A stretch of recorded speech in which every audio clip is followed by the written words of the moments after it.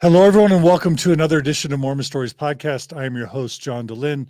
It's November 10th, 2022, and we are today in episode number 29 of our epic series with Mike from LDS Discussions, covering Mormon church truth claims in as neutral and as dispassionate of a tone and as an approach as we possibly can. For those of you who are new or just joining us in the middle of this series, there's this amazing website called ldsdiscussions.com where you can find a bunch of really important, valuable footnoted essays that provide you with the information you need to understand Mormon church truth claims. We are in part 6 of a 6-part series within the series on polygamy. So we're in the final episode covering polygamy. We'll be talking about giving you an overview of what you've missed, just to kind of summarize.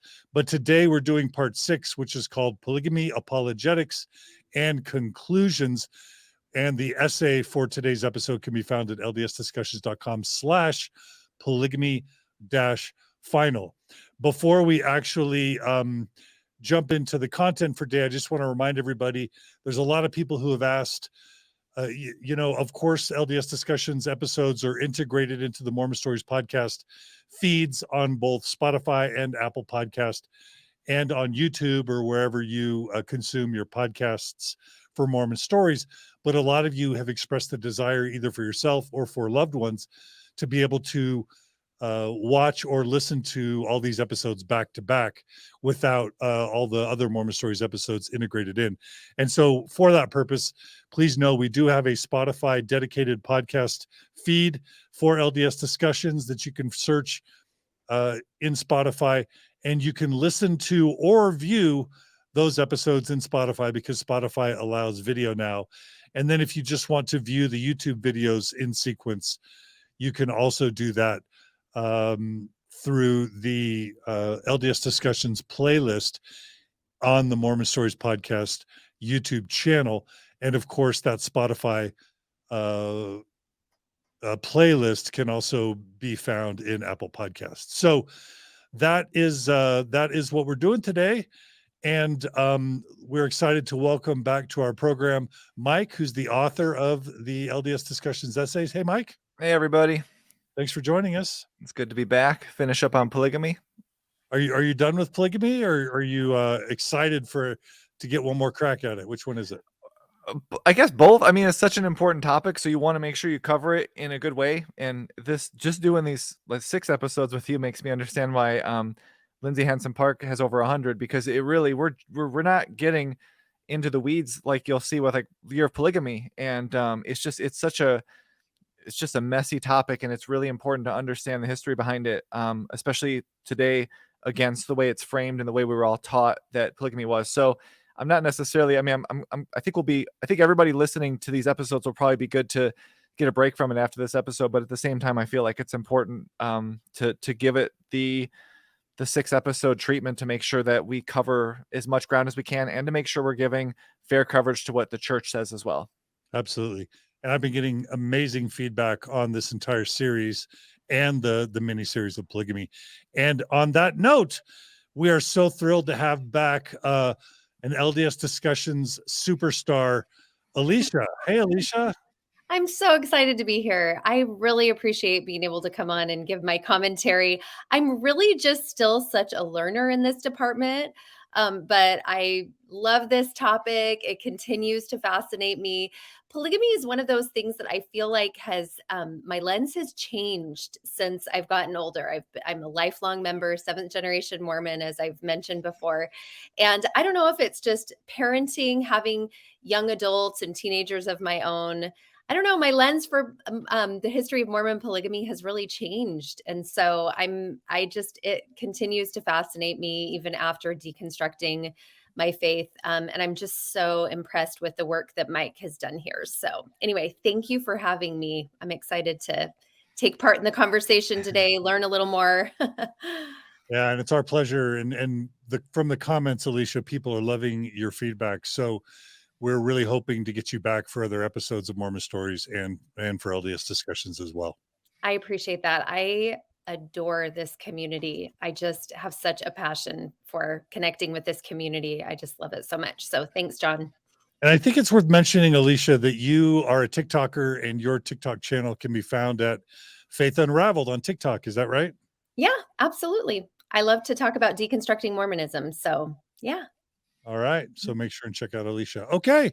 Yeah. So Mike, we are going to begin by recapping our first 5 episodes on polygamy for those who either could benefit from a summary or who are joining us kind of midstream and didn't get the benefit of the first 5. So why don't you take that away?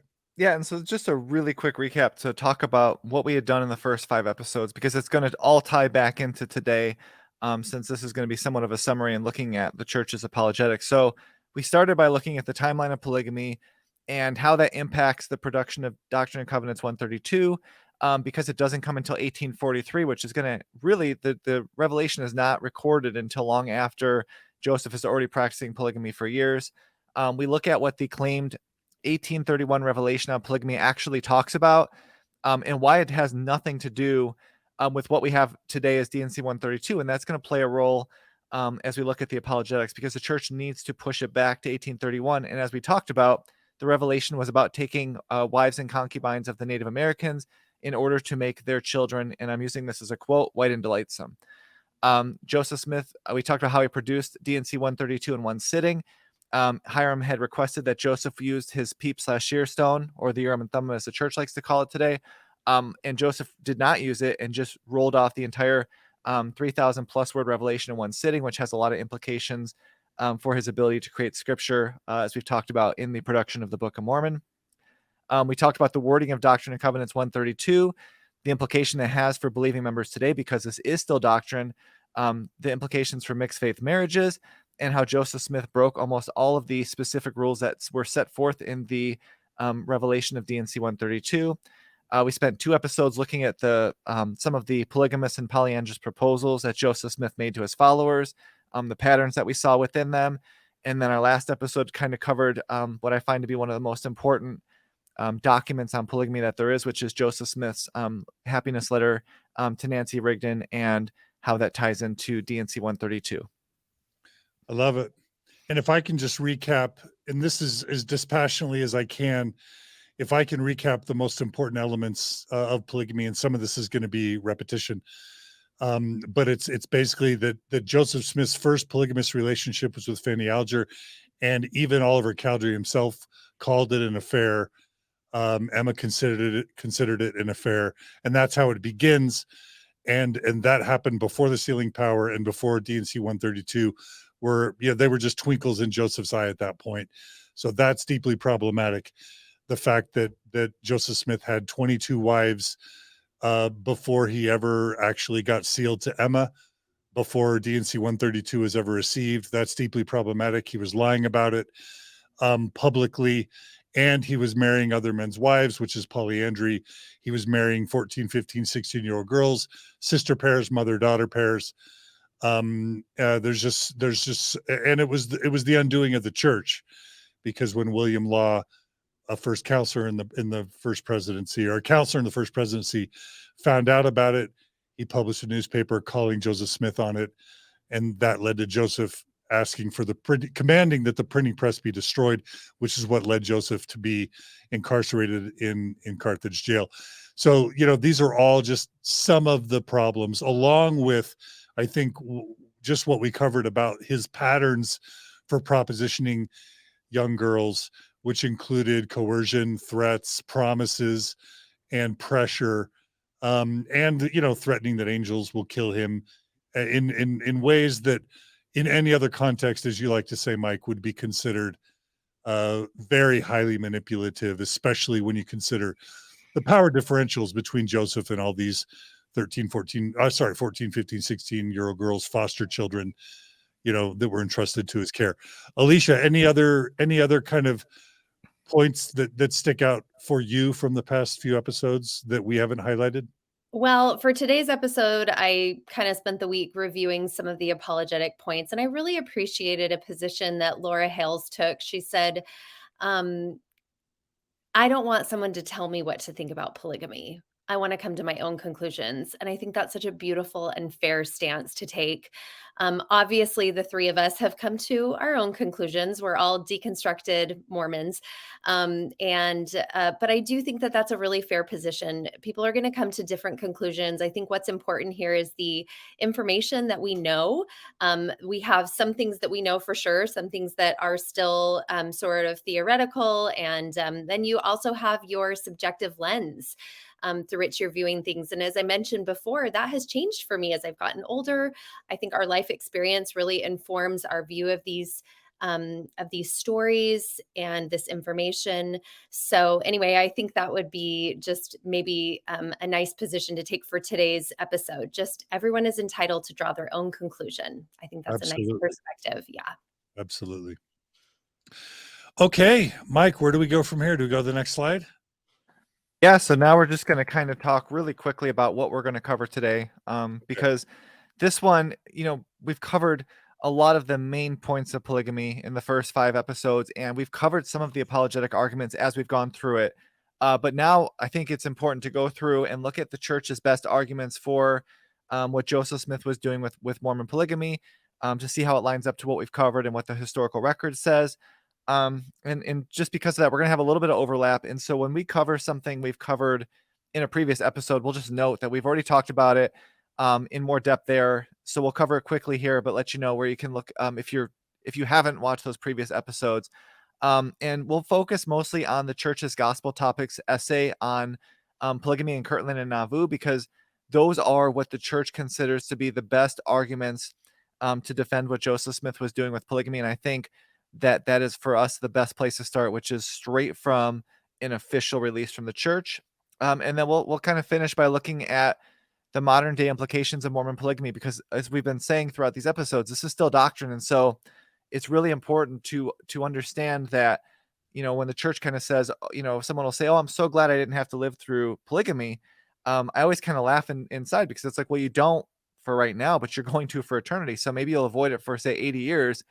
But then you're going to, in theory, under church doctrine, be living in it, for millions of years. So all of these things are really important to kind of wrapping up this topic. And the first thing I want to do before we get into the apologetics is to look at John Taylor's 1886 revelation on polygamy, because this is one I didn't know about for a long time. Okay, so let's talk about that. That's important.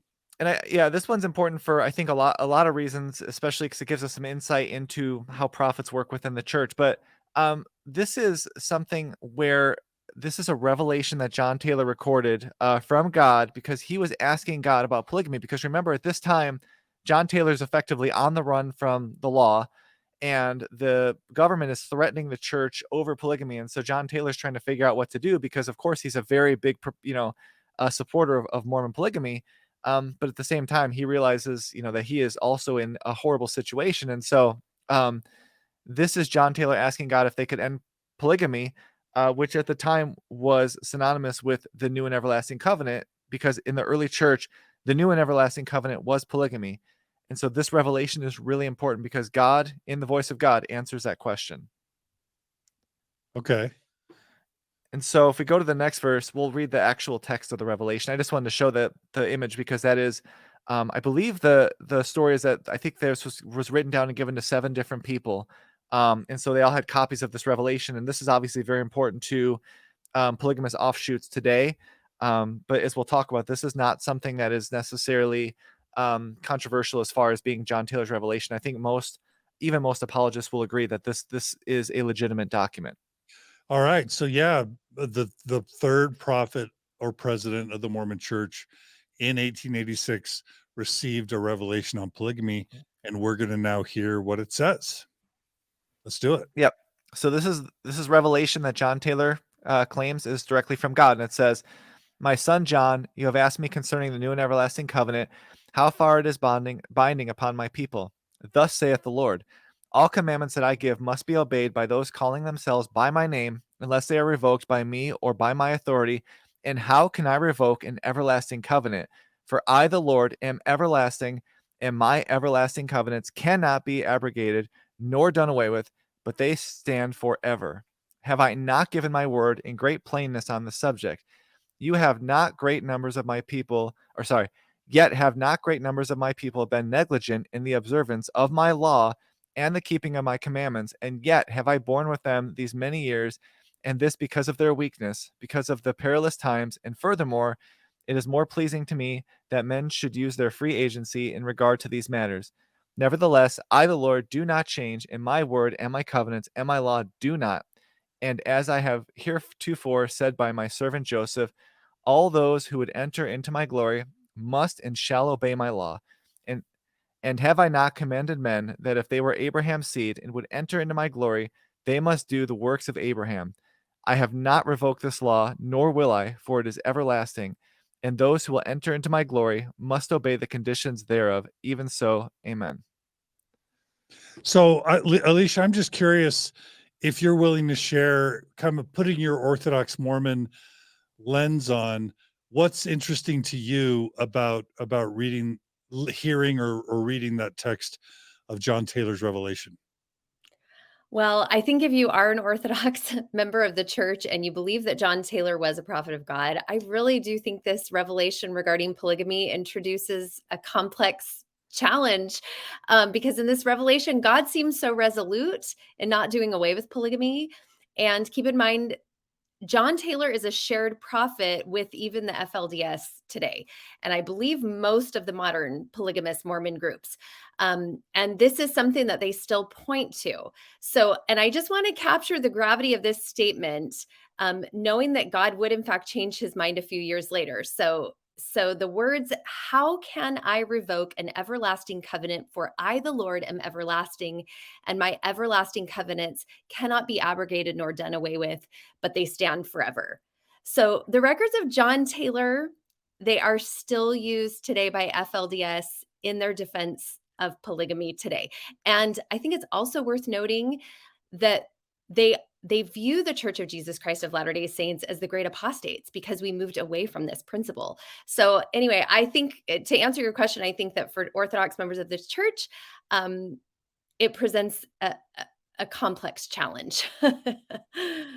Yeah, they're not to pick on Joseph Smith, but like there were certain things that Joseph was really clear about. Let's just pick that, Independence, Missouri was going to be the gathering point in preparation for the coming of Jesus. That's what everyone was working for. And another example is D&C 132, the New and Everlasting Covenant. It's kind of amazing how much of a stake Joseph Smith put in the ground, only to have the church kind of turn away from what were key doctrines. I mean, the whole gathering and the New Jerusalem stuff that's in one of the Articles of Faith, right?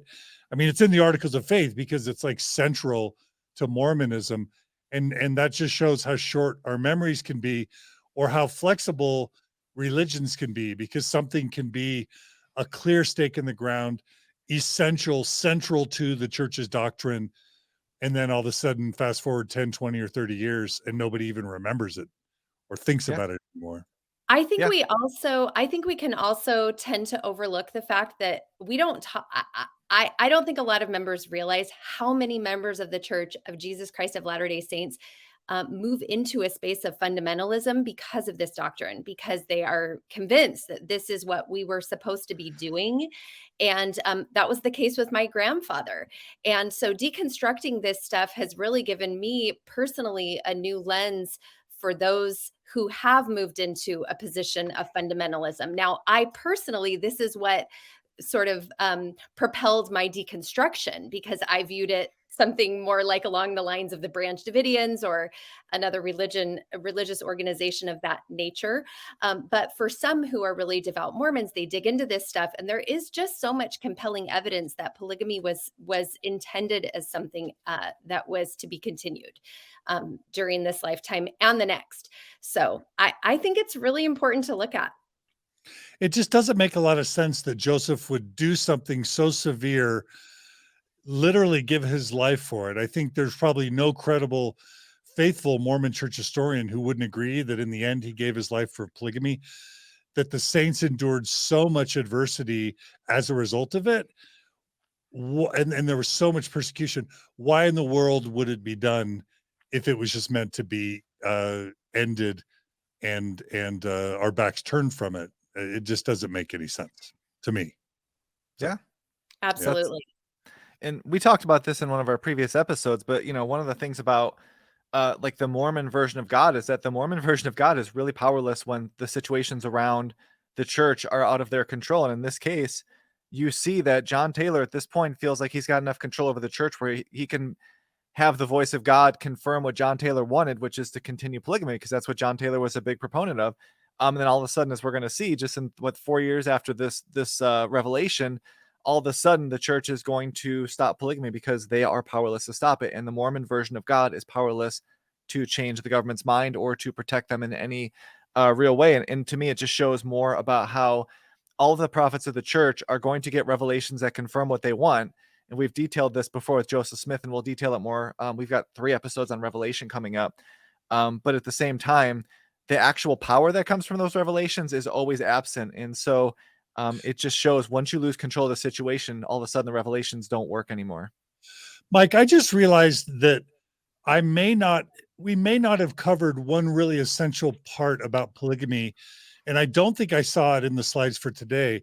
Do we have slides on post-manifesto polygamy in today's episode? No. So go ahead. Oh, no, I was just saying, for the purpose of the overview, I kind of tried to keep it contained to Joseph Smith. And this is one of those areas where I don't know enough about post-manifesto polygamy to really do a whole lot with it outside of just some of the overarching, main themes. So I didn't put one in there. I know that's something people do want to see more of. If it's okay, I'm just because if our listeners or viewers are expecting to kind of get a really good overview, let me just talk about post-manifesto polygamy really, really quick. Yeah. So basically, as I understand it, Joseph Smith gave all the members of the church an impression that Jesus was going to be coming by around 1890. Whatever, there's been some suggestions or some revelations that basically said that if Joseph lived to a certain age, by that point, Jesus would have come. And so there was kind of this expectation within Mormonism. It's called the Church of Jesus Christ of Latter-day Saints for a reason. That's another one of the doctrines that has kind of been abandoned, is this idea that Jesus is coming any day now, which couples with the Independence, Missouri, and the New Jerusalem kind of teaching. But if you look at 19th century Mormonism, between 1830 and 1890, they're just waiting for Jesus to come, much like the Jehovah's Witnesses were. And there were even kind of lots of speculation as to what dates. Once the federal government really started pressing down on church leaders, once they moved to Utah to try and stamp out polygamy, I think Brigham Young obviously wasn't going to let go of polygamy. He had like 50 whatever wives. So Joseph Smith, Brigham Young. Oh yeah. And then once Brigham Young dies and they sort of pass the point where Jesus was supposed to come, and then John Taylor comes as well, he's getting this revelation that polygamy is new and everlasting. But then by the time Wilford Woodruff comes, and it's around 1890, they're just like, yeah, I don't think Jesus is coming. And if we don't get rid of this polygamy, or at least create the impression that we got rid of polygamy, then it's gonna mean the end of the church as we know it. And so Wilford Woodruff has to thread this needle of, and plus I think the Utah territories wanted statehood, and so Wilford Woodruff had to thread this needle of, how do we communicate to the U.S. federal government that we've stopped polygamy so that they can stop putting us in jail and let us become a legitimate state? But then what do we do with all these revelations and assurances that polygamy is everlasting? And so he kind of did 2 things. He issued a manifesto in 1890 saying, okay, hey world, hey Mormons, everyone, we're giving up polygamy. And that's what's known as the first manifesto, as I understand it, right? But then what he also did is, behind the scenes, they like sent a bunch of Mormons to Canada, sent a bunch of Mormons to Mexico.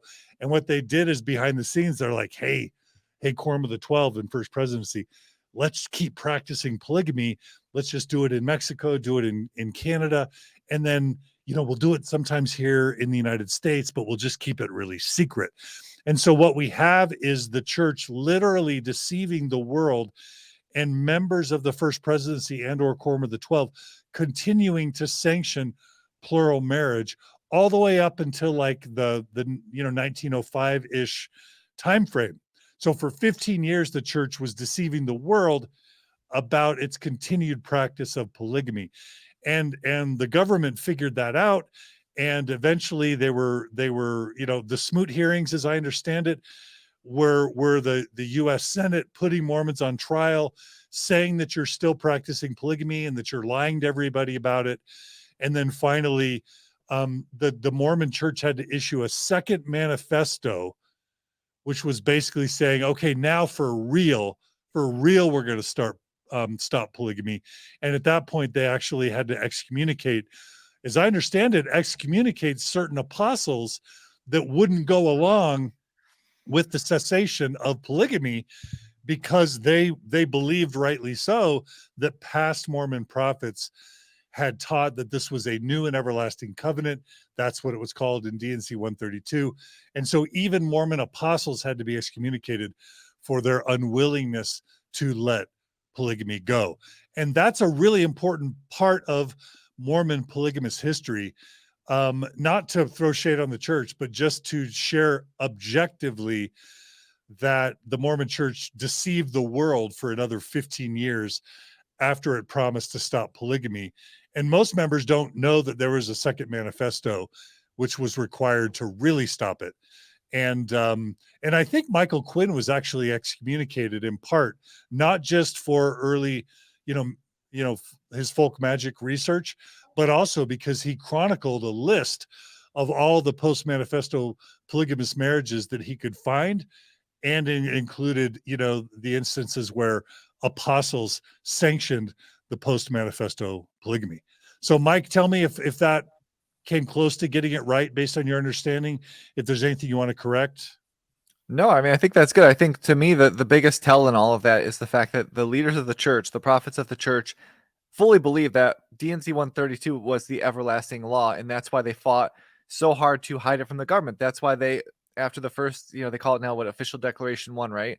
And so they release it. And like you said, we'll actually, that part is in one of the slides. Wilford Woodruff is going to take another wife. So the prophet of the church is going to make this official declaration saying we're done with polygamy. Then he's going to take another wife. And so it tells you that these leaders of the church fully believe that polygamy is doctrine for eternity. And it really, to me, shows that when they lost control of the situation, they tried to do what is usually referred to as like lying for the Lord. So you lie to the government, try to get them off your back so you could do it quietly. But at the same time, the idea that God ended polygamy, as the church likes to say today, is absolutely completely rejected by the actions of the people who were giving these declarations. The people who gave these declarations knew full well that this was the new and everlasting covenant that could not end. And so that's part of what we're going to do with this apologetic, is to look at kind of the almost like the public relations word game that the church often does when they have to make changes, so that members don't realize that these huge parts of their doctrine have been changed and they don't understand because they weren't taught it, because now we were teaching a whole different version of whether it's, racism or sexism or, why people's skin got turned dark for the Native Americans. All of those things are what makes up the scriptures of the church and the doctrine of the church. And yet today, like you said, they'll kind of tell you like, oh no, polygamy is done. It's like, no, it's not done at all. And the current prophet of the church certainly doesn't believe that's true. So why should you? Elisha, anything you want to add about post-manifesto polygamy?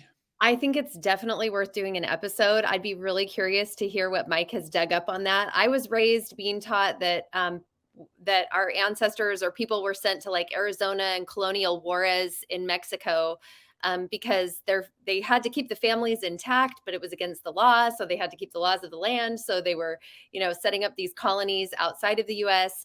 But I think it would be a great episode. I think a lot of the listeners could probably have some ancestral connections to those groups. So I think it would definitely be worth looking into. All right, Mike.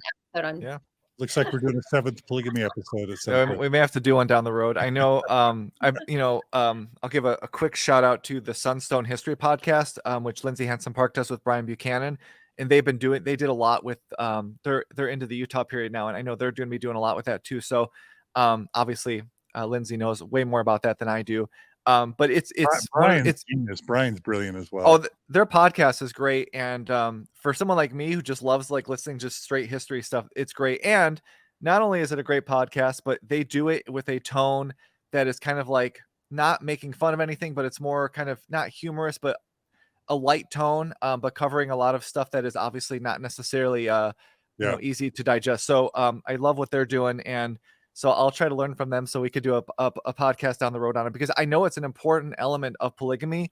And this might sound kind of weird, but for me, when I was doing the overview, it was more like, once you realize this stuff isn't from God, then what happens after isn't necessarily like showing the church isn't true as much as it's just not, it's showing areas where the church hasn't been good, which is something we need to cover. I just didn't do it in this overview. Oh, that's great.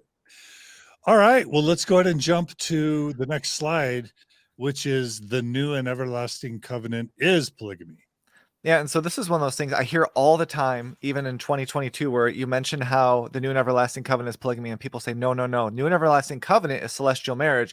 Polygamy is polygamy, or I guess they would say plural marriage is plural marriage. And this is where this revelation to me is so important, because Mike, can I tease this out a little bit? Yeah, of course. As I understand it, when anybody does a cold reading of D&C 132, the polygamy revelation, it's horrific. But as I understand it, church apologists try and tease out polygamy from the new and everlasting covenant as a way to justify the cessation of polygamy, because if you read D&C 132 and you think of polygamy as being the same as the new and everlasting covenant, then it's codified in scripture, canonized scripture, that polygamy should have never ended. So the apologetic need is to tease out the two and say, oh no, when D&C 132 talks about the new and everlasting covenant, that's some broader thing about sealings and eternal families, or even dynastic sealings. I don't know if they get into that, but that's separate from like what they talk about later in the chapter or in the section, which is all that weird polygamy stuff that we've abandoned. Is that why we're talking about this, Mike? Yeah, I mean, that's the thing. As we talked about in the D&C 132 episode, because what they'll say is, well, the revelation is kind of like two revelations. One is on celestial marriage, and the second half's on polygamy. But when you read the text of D&C 132, that's not at all what is happening. It's just that D&C 132 starts out and says, here's a new and everlasting covenant. Here's a bunch of really nice, uplifting stuff, and then boom, here's the hard stuff. And so, to your point, if you had said when Joseph Smith was prophet, this was all secret, so you wouldn't really say it out loud. But when Brigham Young was prophet, if you had said, hey, Brigham, the new and everlasting covenant is celestial marriage and polygamy is not. So when you tell me I can't get into the celestial kingdom without polygamy, you're full of crap. You'd be chased out by the Danites by nightfall. Like, this is not how any of the early members believed it, because the early prophets, the ones who wrote it, Joseph Smith, and the ones who were around him, absolutely knew the new and everlasting covenant is polygamy. And so, to what you're saying and what Elisha said, the reason that offshoots view the Brighamite Church of Jesus Christ of Latter-day Saints as apostates is because by a cold reading, by reading D&C 132, by looking at John Taylor's revelation, they're right.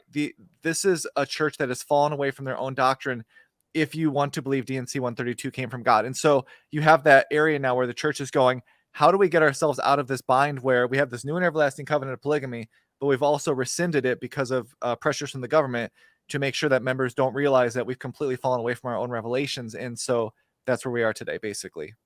Okay. Anything else? Do we cover the slide or No, this one, we still need to cover this. So this is why this is so important, because when people say that the new and everlasting covenant is celestial marriage and not polygamy, listen to what John Taylor is saying. This is obviously John Taylor claiming God said it. And have I not commanded men that if they were Abraham's seed and would enter into my glory, they must do the works of Abraham. I have not revoked this law, nor will I, for it is everlasting, and those who will enter into my glory must obey the conditions thereof. Even so, amen. And so what John Taylor is saying through God is that the works of Abraham, which we all know means polygamy, is the new and everlasting covenant.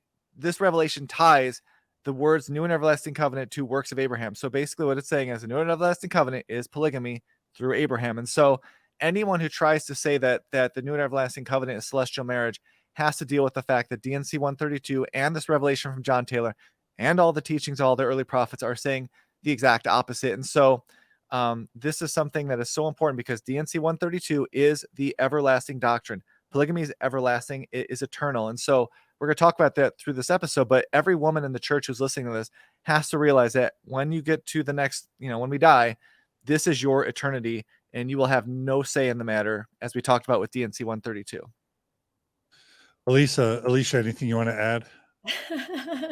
I love that last statement by Mike. No two ways around it.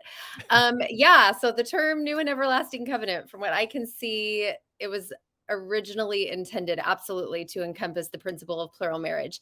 And this is really important because in DNC 131, it states that in order to enter the highest, a man must enter into this priesthood, meaning the new and everlasting covenant. And if he does not, he cannot obtain it. So we have to know what that phrase means. Now, the church has defined that phrase publicly to mean the patriarchal order of marriage, or currently the fullness of the gospel. So there's a lot of ambiguity there, but I think there is a lot of evidence indicating in church history, both by prophetic statements, and we see even in William Clayton's journal, where he talks about even specific number of wives that were told to him by Joseph Smith that he would need to enter the highest degree of glory. I think there's a lot to be said for that. I also just wanted to mention real quick that in the FLDS Book of Scripture, Jesus Christ Message to All Nations, I did in fact buy this book because I was very curious. Initially, I thought it was Warren Jeff's book of just his own revelations. And what I discovered after purchasing it and reading through it, and what I think is worth mentioning today, is that this is actually a compilation of revelations, statements, prophecies from current and past FLDS prophets, including those shared by the LDS Church. Joseph Smith, Brigham Young, John Taylor. A big focus of this book of prophecies is the commandment on plural marriage. And their defense is that this is God's will. Included in this book are journal entries from William Clayton, some of the statements from sworn affidavits of, Joseph Smith's wives, various parts of Journal of Discourses, all also LDS sources. And anyway, I found it to be compelling. And from what I can see, plural marriage was absolutely to be included under that umbrella entitled New and Everlasting Covenant. This is one of the things, thank you, Elisha. This is one of the things I learned early on. For those who are Mormon Stories fans, there's a Mormon Stories trivia. The very first video recorded interview I ever did on Mormon Stories was with a woman named Ann Wild. And Ann Wild, with an E, she was raised traditional Orthodox Mormon.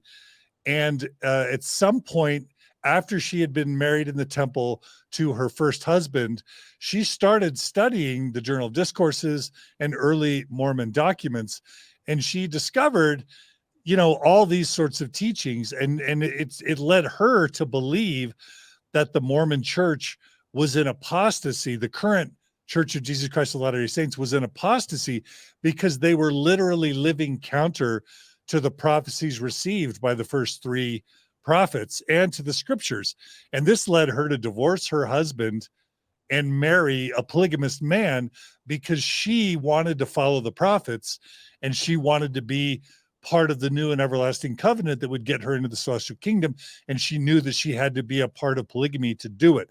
So we're going to include Ann Wild's Mormon Stories podcast episode in our in the show notes, because that's that's one of the things that feeds modern Mormon fundamentalism, is that believing Orthodox Mormons simply read the documents and read the prophecies of early Mormon prophets, and they basically force you to become a polygamist if you believe in the words that they actually taught. Absolutely. This is a huge moment for me, John, because this is exactly what my grandfather came to. And I always believed that he had been led astray. And I mean, I guess while I still do sort of believe that, because I don't believe in the church anymore.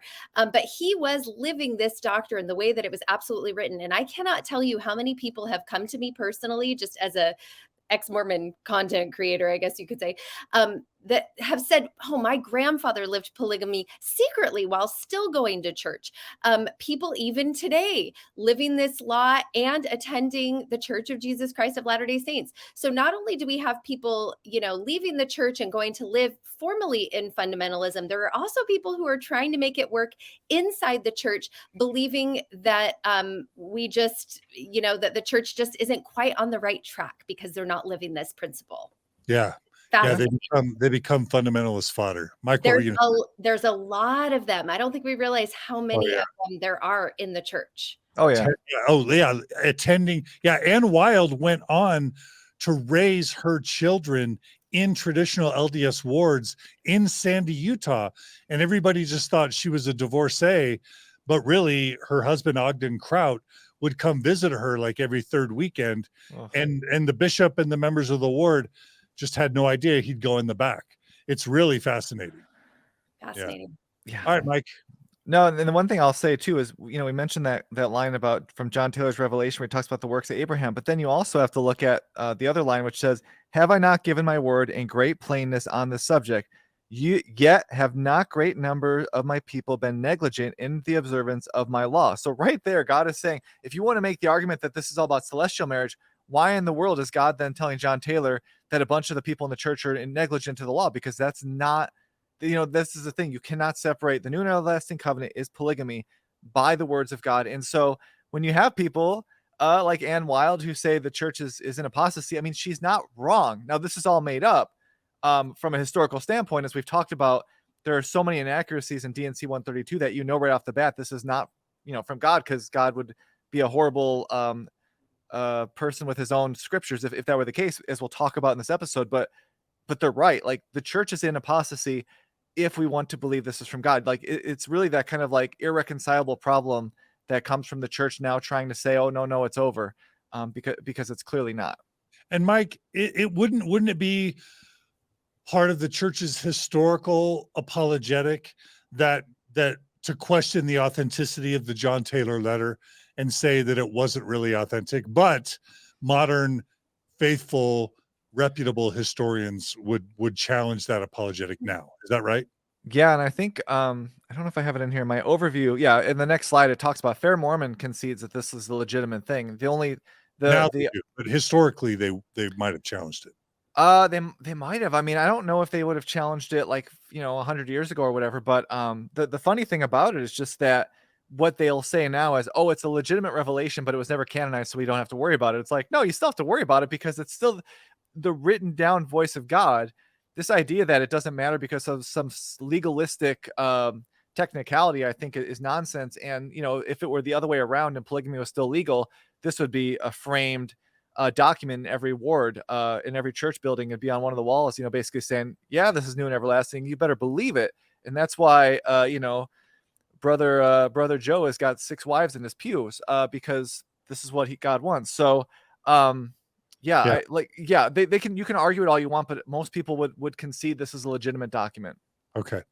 All right. Well, let's learn how God changes his mind 4 years after saying polygamy is everlasting. Yeah, and so as you kind of highlighted, the church is going to produce the first manifesto 4 years later through Prophet Wilford Woodruff, which is going to seek to end polygamy for time, not eternity. And this is funny because just 2 years earlier in 1988, Prophet Woodruff stated that we are not going to stop the practice of plural marriage until the coming of the Son of Man. It's like, oops. And then this is another thing you mentioned earlier. Joseph Smith was teaching people that God would come back if he lived to 84 years old. We're going to go into this in the Revelations episode, but there's patriarchal blessings all over the place where they talk about you're going to live long enough to see the coming of the Son of Man. And obviously those revelations all fail. And as I mentioned earlier, Wilford Woodruff is going to take another polygamous wife 7 years after he issues the manifesto, along with other apostles that are taking polygamous wives, which shows how unserious the church was about ending polygamy. And I mentioned, but that's another story. And that's like you said, that might be another episode we have to do down the road. And so, as I mentioned, even Fair Mormon concedes it appears to be in his handwriting and it is probably genuine. This revelation is damning, not just because God told Prophet Taylor to continue polygamy, but that it explicitly ties polygamy to the new and everlasting covenant. And, just to really think about this, if you want to believe that God would change his mind just 4 years after stating to Prophet Taylor that I have not revoked this law, nor will I, for it is everlasting, and those who will enter into my glory must obey the conditions thereof. And then also 2 years after, Prophet Woodruff says plural marriage would not end until Jesus returns. Obviously, I can't stop you from wanting to believe God would do that, but you just have to answer why an unchanging, unmovable God decided to change his mind just 4 years after giving a very, very clear revelation. And this is the exact same thing we saw when God gave a revelation to President Monson about the November 15 policy of exclusion, where Russell Nelson said it was, you talk about how they all saw revelation come down upon the 12. And then 4 years later, 3.5 years later, God's going to have to reverse that revelation by another revelation because of the fact that that policy blew up in the church's face with regards to a PR standpoint. And so these are problems that come through the church because of the fact that these are not real revelations. And when you call something revelation, you have to remove it. You end up with a massive problem because now you have to explain why God is changing his mind when the real answer is that there are men who are trying to speak for him and they don't speak for him. And so this is just a big problem to show that we're also, on one hand, we're told God is unmovable. He's unchanging. He's everything from the beginning of time till the end. On the other hand, oops, 4 years later, he's changing revelations. Those are not good positions for the church to be in. And it's happening. It's not a one-time thing. As we talked about, it happened just a few years ago. I really like, someone at some point made the point that Mormons have the view that that God never changes and that the church never changes. I think it's John Larson who's made the point that you really can't find a single core Mormon doctrine that hasn't fundamentally changed from the beginning until now. And the weird thing is somehow the church has been able to change in a way to where the members have not noticed over time how significant the changes have been, or just not bothered by it. Yeah, and there's the book This Is My Doctrine. I think it's Right. Charles Harrell. Yeah. He details that every single element of the church's doctrines have changed, and they're changed in a way that most members today don't know it. I mean, I certainly as a convert had no idea about all of the stuff that had happened because the church just pretends it didn't happen. But the historical record tells us that all of these things have changed, and typically they change because either social pressures demand it, or because of the fact that it's just irreconcilable with what's happening in at that particular time. And so to make this claim, as we hear all the time, that God is never, unchanging, undaunting, it's like, but yet he does. And so at that point, then you have to say, well, is God an unchanging God, or is it just the people who claim to speak for him who are doing it on their own and Yeah. therefore cleaning up their own mistakes? And it's really obvious once you take a step back and notice that literally every area of the church has had to change. Right. We've detailed that. I mean, my goodness, first vision, priesthood restoration, a race in the priesthood, all of these things have changed because the people who created it, in this case, Joseph Smith, made a lot of mistakes that have to be cleaned up later on in order Right. to make this work. So it's pretty obvious once you take a step back. Elisha, anything you want to add to this? Anything you want to add to this particular part of the conversation? I was just going to ask, do either of you recall this statement by one of the general authorities about dead prophets? And it was just to shift the emphasis on living prophets and not to focus Are you so much talking on dead about, are you prophets. talking about Ezra Taft Benson's 14 fundamentals of following the prophet, that the words of a living prophet always trump the words of a dead prophet? Is that what you're saying? Yeah, maybe that's it. And I didn't realize it was as old as Ezra Taft Benson. I thought it was more current. But yeah, it just to me sort of points to this like rewriting of Mormon doctrine, that like the emphasis should be on living prophets and what's said today, not what was said 100 years ago, which Yeah. seems convenient. Right. Yeah. Yeah, it is. I mean, we talked about that with the race and the priesthood episode, which is that the church will throw God under the bus before they will throw their current leadership under the bus, because the current leadership needs members to believe they're in charge.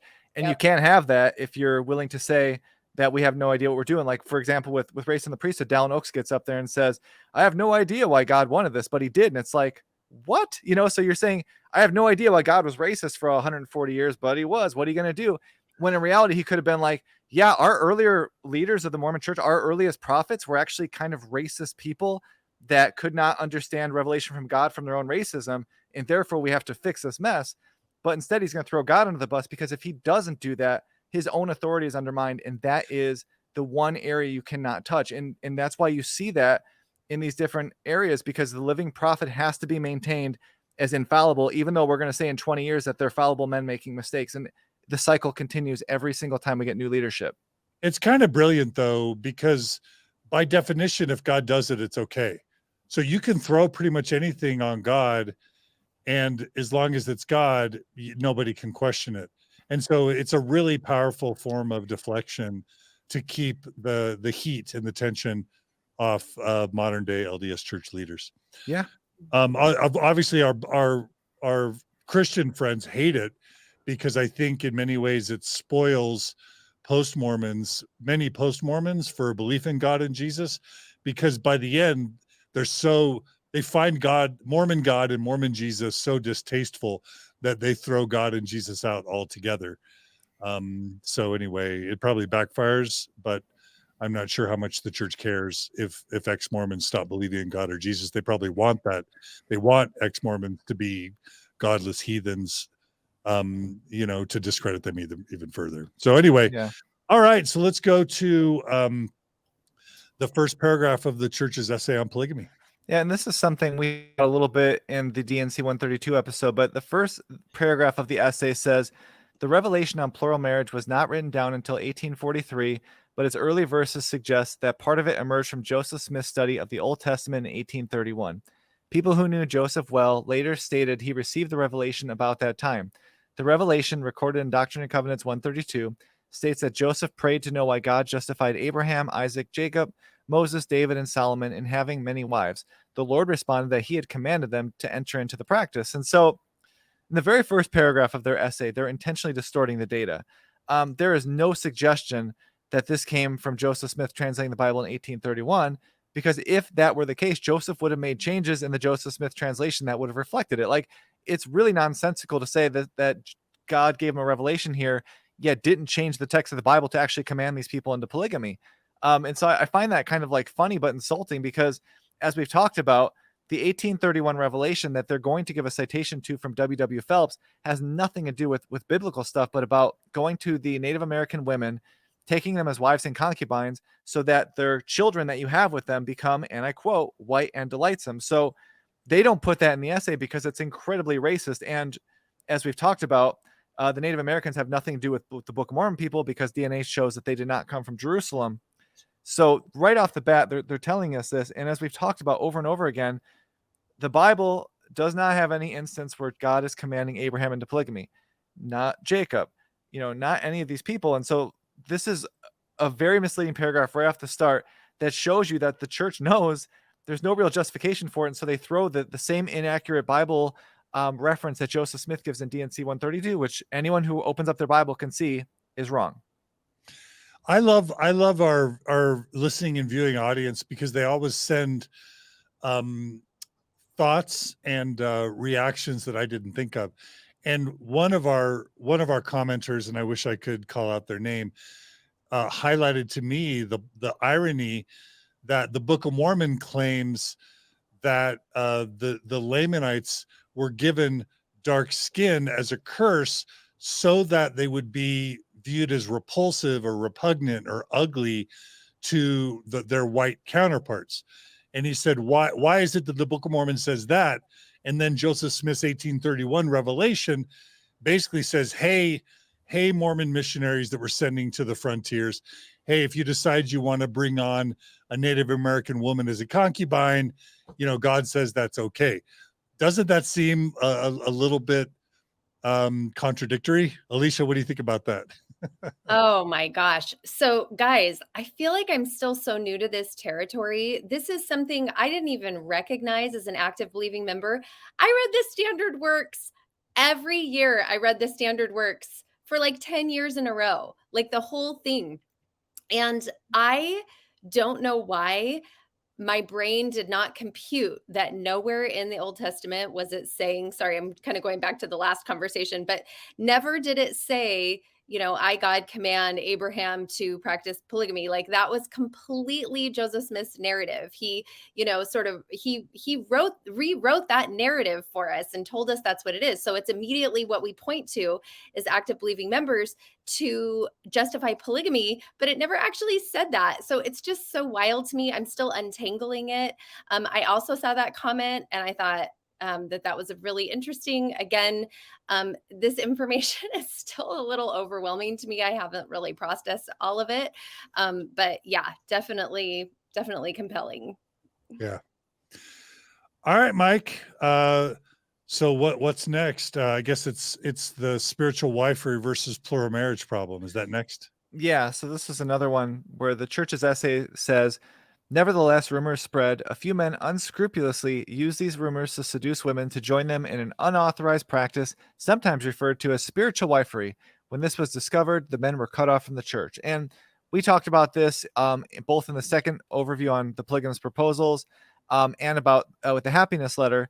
The idea of spiritual wifery was happening at the same time Joseph Smith was ramping up polygamy, and it was happening among those who were the closest to Joseph Smith. And so, they talk about John C. Bennett a lot in the church. They'll say, "Oh, that John C. Bennett was a horrible dude," but because John C. Bennett had become extremely close to Joseph, he was like his right hand man during this time, and so they were having sex with these women under the idea of spiritual wifery, which is you cannot be in trouble because this is not, this is more of a spiritual thing than it is like a law-based thing.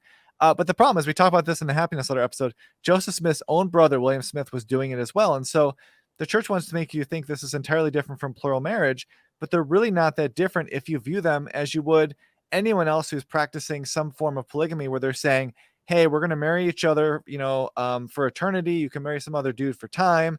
We could still have sex because we are technically married for eternity. I mean, this stuff is, this idea that they're pulling this out of thin air is nonsense. And so the church tries to make it sound like John C. Bennett was all on his own. I just find that very hard to believe. I think John C. Bennett's biggest crime was getting caught. But the fact is we talked about in the happiness letter, William Smith is Joseph's brother. And they don't mention that because if they do, all of a sudden it ties it closer and closer to Joseph. And so To the family, yeah. Yeah, these are just word games. It's like a word game to say, well, spiritual wifery is awful. Plural marriage, awesome. It's like, you know what I mean? It's really bad. And I know other people have made that joke. I'm not the first one to say it, but it's true. It's like if you're in a cartoon, and you've got the bad guy, and it's like, yeah, spiritual wifery, that's horrible. And then he turns away from the camera and he's like, but plural marriage is good. It's like, what are we doing here? Like these are bad word games to try to say that by using a different word, you're privileging it to make one sound like completely scandalous and the other to seem righteous, when in reality, as we talked about in the previous 3 episodes, Joseph Smith is using a lot of the same tactics, a lot of the same promises that the other people were using. The only difference is Joseph has the authority to get himself out of it, whereas the other people made the crime of letting it get exposed, which meant that the people Joseph was trying to hide it from are starting to find out. It's almost like the church needed a trash can. Joseph and then later church leaders needed a trash can to throw as much ugliness and as much polygamy ugliness as they could into a trash can. And so they created the spirit. And by the way, the only reason why John C. Bennett fell out of favor is because he started doing things Joseph didn't like or started challenging Joseph Smith's authority. But that conveniently gave Joseph Smith and the church this kind of spiritual wifery John C. Bennett trash can that they could throw all of the polygamy ugliness into, if it happened to be inconvenient. Elisha, anything you want to add to this discussion about spiritual wifery? Well, I just have this imagery of like Joseph Smith setting this up and setting up all these like now seemingly arbitrary rules to it. And it just seems like it just slipped through his fingers and it just turned into this huge mess. We've got Joseph Smith saying, it has to be done this exact way. And if it's not done this way, and I have to be the authority and I have to make the assignments. We've got Emma saying, no, it never actually should, it's just entirely this huge mess. And people are using it to go out and be philanderers. And I don't know, it just seems like a gigantic mess. And you use the example of a cartoon. I was picturing kind of like someone on the playground, like setting up rules for this game. And it was like, no, it's getting out of hand. It's slipping through your fingers.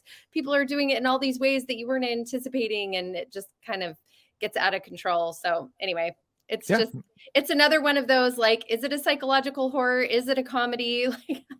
No, it's true. I mean, it's all word games because Joseph has to maintain what he's doing is okay while then finding a way to demonize what the other people are doing because of the fact that it's now this secretive thing that's starting to get out. And so all of a sudden it's like, oh, wait a second, guys, don't you realize this is spiritual wifery? That's why that's bad. But guys, what we're doing behind the doors over here that I'm keeping from Emma because it's so righteous that I can't tell my own wife, that's plural marriage. That's okay. And I know I sound facetious, but I'm just saying, like, when you take a step back and you look at the way these two terms are used as if they're completely different, they're just not. And it's like, again, it's like trying to think of different movies like Austin Powers, they have Dr. Evil and he sees Austin Powers like, we're not different, you and I. That's what spiritual wifery would say to plural marriage. It's just like, we're not different. We're the same thing with just different names. And it's almost comical the way that people cling to these definitions as if it changes the history behind them. The other thing that the church doesn't mention enough is that John C. Bennett was in the first presidency. So it would be like Henry B. Eyring or Dallin H. Oaks is caught in some massive financial scandal, and Russell M. Nelson was doing the same types of things, but it's like, oh, it shouldn't matter because what? Because Oaks or Eyring were doing it? Like, the church tends to downplay the fact that John C. Bennett was in the first presidency, and that is significant because it's one of the top 2 or 3 leaders in the entire church. So that's a problem, and it's also a problem that the church just kind of conveniently fails to mention John C. Bennett's position whenever it tends to discredit him, I think.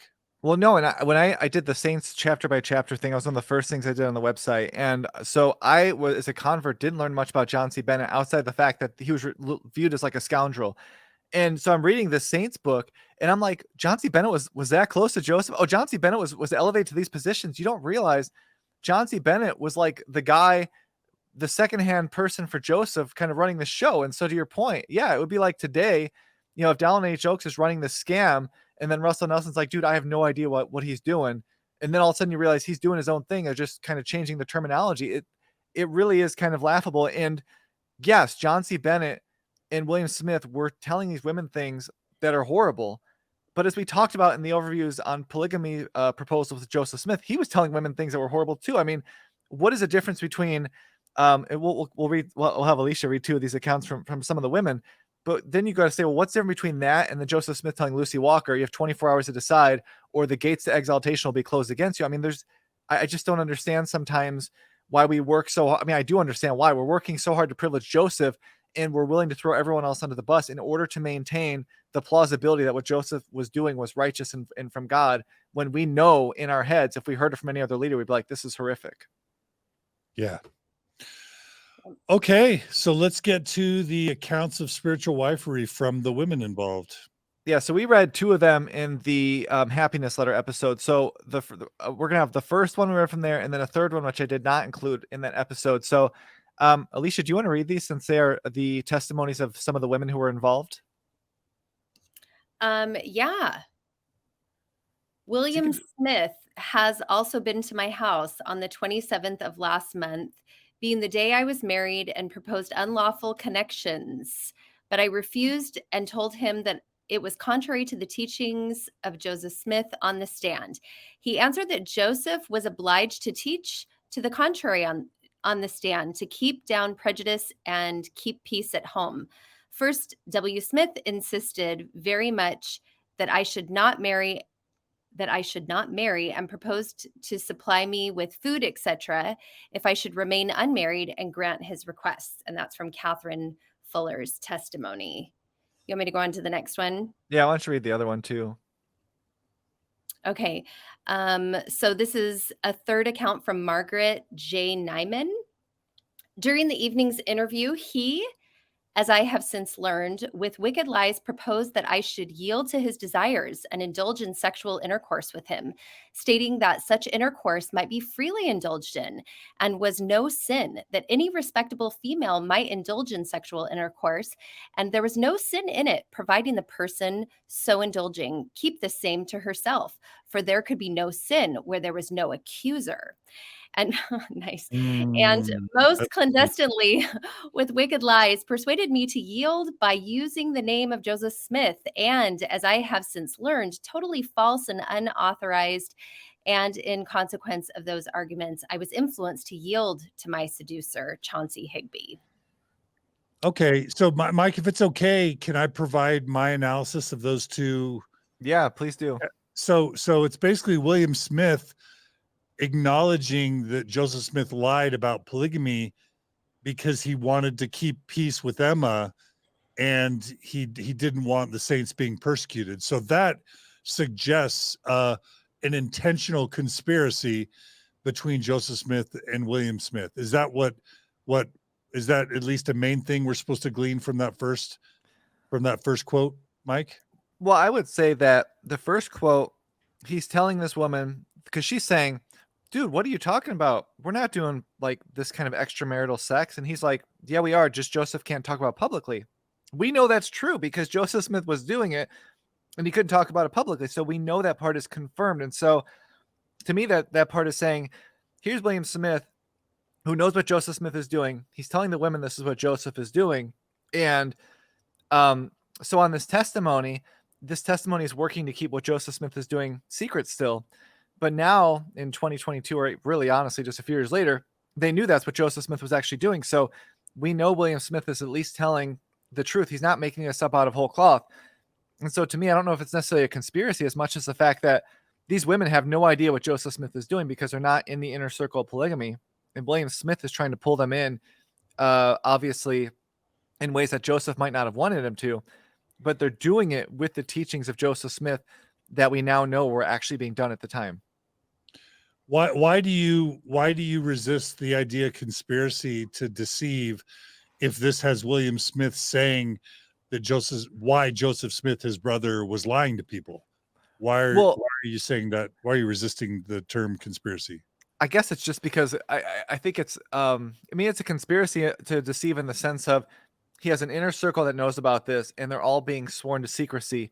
Yeah. And so in that regard, yeah, it is. I guess to me, it's not like I guess maybe I'm resisting it just because I don't know that there was ever a meeting where Joseph said to William Smith, hey, we got to keep on the down low when we do this. We just don't know that. But we do know, to your point, that there was an effort, and that would be technically a conspiracy among Joseph and all these people in it to not tell anyone about it. That's what we talk about all the time with masonry. Sure. That's the whole point. Yeah, it's to keep a secret. So there's an inner circle. There's an inner circle of Joseph's closest confidants that are in the know and that are allowed to practice.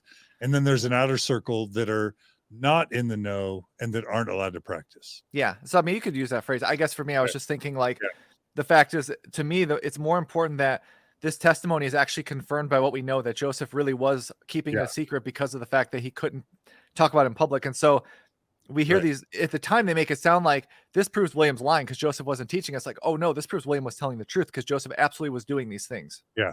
The second paragraph, and Elisha, I think you and I were both reacting. Tell me if this is what you were thinking, Elisha. It just sounded a lot like the exact verbiage from the happiness letter. And we're seeing that reappear in the account of another person. Is that what you were laughing at, Elisha? Oh, that's line about there is no sin if there is no accuser. Yeah. So these statements by Catherine Fuller and Margaret Nyman are extremely telling. Hey, Mike, where could people find these? I guess LDS discussions. We'll have the reference. Yeah, we've got the references to them. I think they're from journals. It's worth reading through again. I think this is really telling. But just to answer your question, John, the part that really stood out to me is that if there's no accuser, there's no sin. Sounds like some solid moral compass there. And it's coming right from Joseph, and that comes right from Joseph Smith's mouth. So let's go to the next slide, just because you talk about how ridiculous it is, but we got to remember, these are Joseph Smith's own words. So this is what Joseph Smith taught in November of 1841. I charge the saints not to follow the example of the adversary in accusing the brethren, and said, if you do not accuse each other, God will not accuse you. If you have no accuser, you will enter heaven. And if you follow the revelations and instructions which God gives you through me, I will take you into heaven as my backload. If you will not accuse me, I will not accuse you. If you will throw a cloak of charity over my sins, I will over yours. For charity covereth a multitude of sins. What many people call sin is not sin. I do many things to break down superstition, and I will break it down.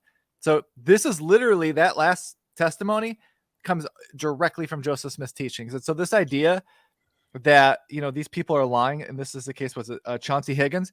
Chauncey Higgins is telling this woman exactly what the prophet of God is teaching with regard to no sin if no accuser.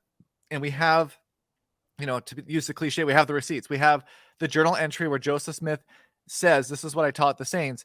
And now all of a sudden, when the saints actually do go through with his teachings, he's like, oh, no, you can't do that. I didn't mean that. It's like, no, you did, because you said it and you were practicing it and you were teaching in the happiness letter.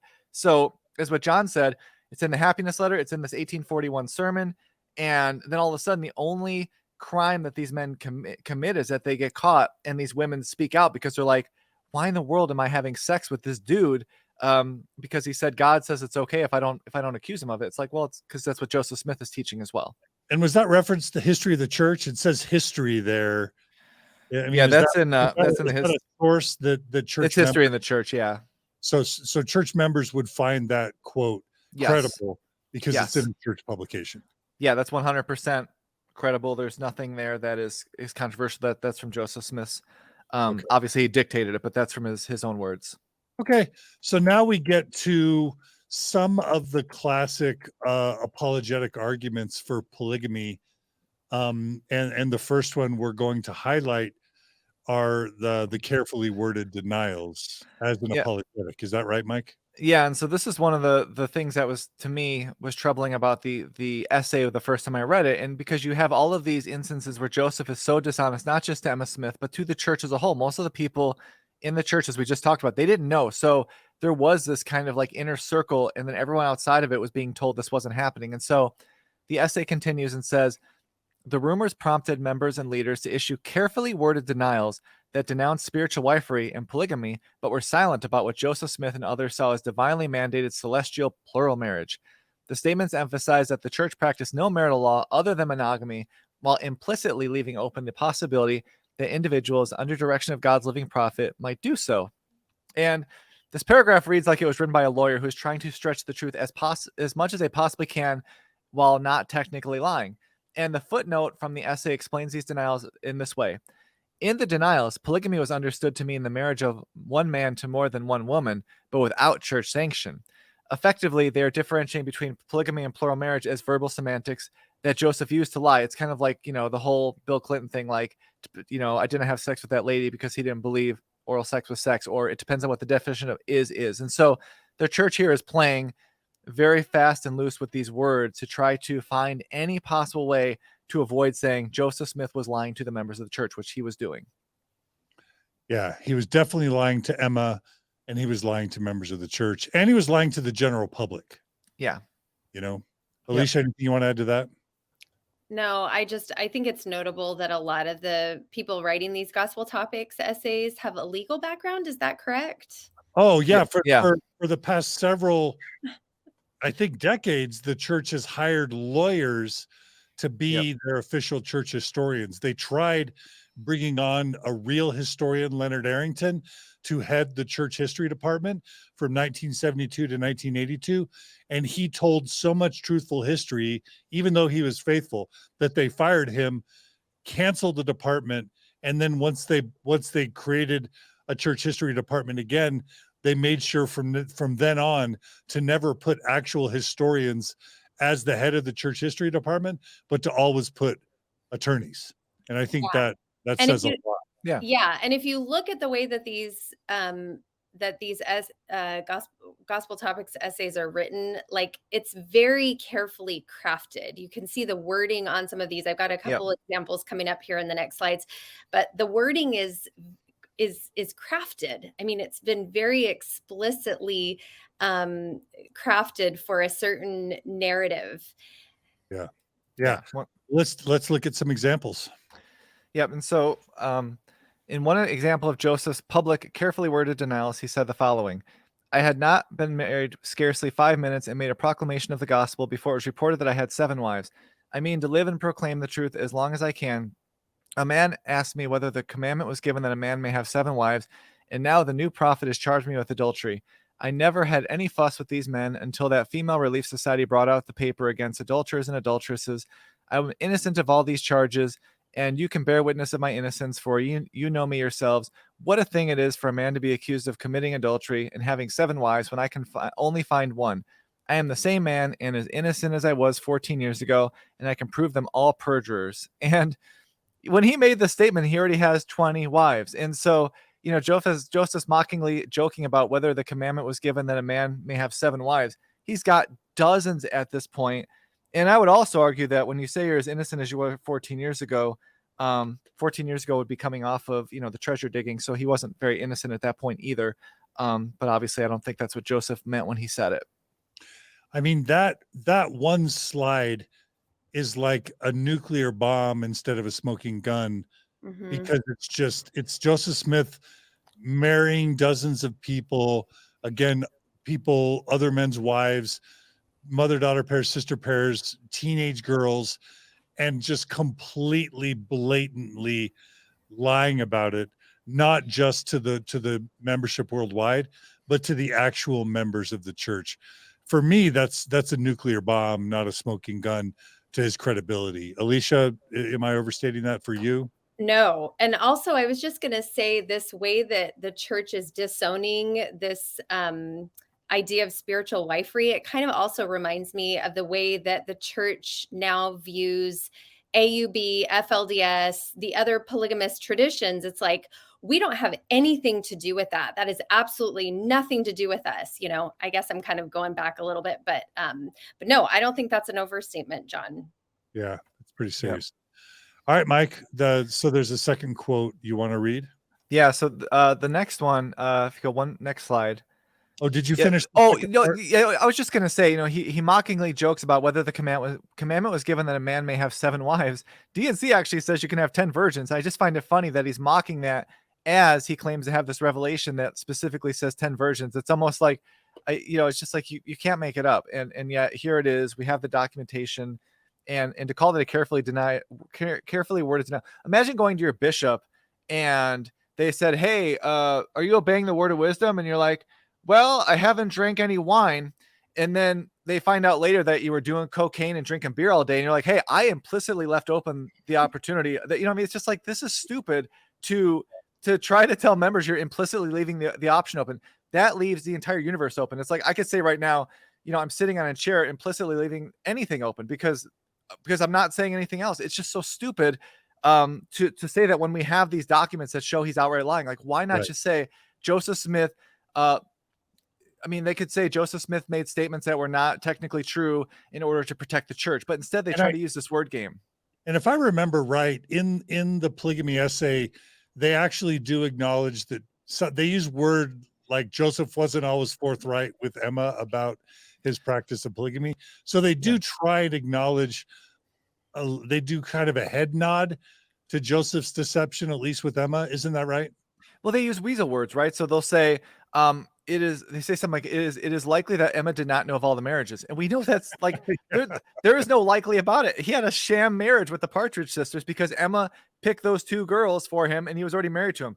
So like, what in the world are we doing saying she likely didn't know it? Just say Emma did not know of some of the marriages, or even just say Emma did not know of at least some of the marriages, something like that, because we know that it's a historical record. And yet they're writing these essays to the members in a way that would not even pass their own definition of honesty, which is that if you leave out partial truths, you are being dishonest. That's from their own manual. And yet here they're doing it, and they're doing it in the most brazen and dishonest way possible. And it blows my mind to call this a carefully worded denial, or to say Emma likely didn't know. We know those are both inaccurate statements, and the church is putting those out, in 2014? It's just crazy. Yeah.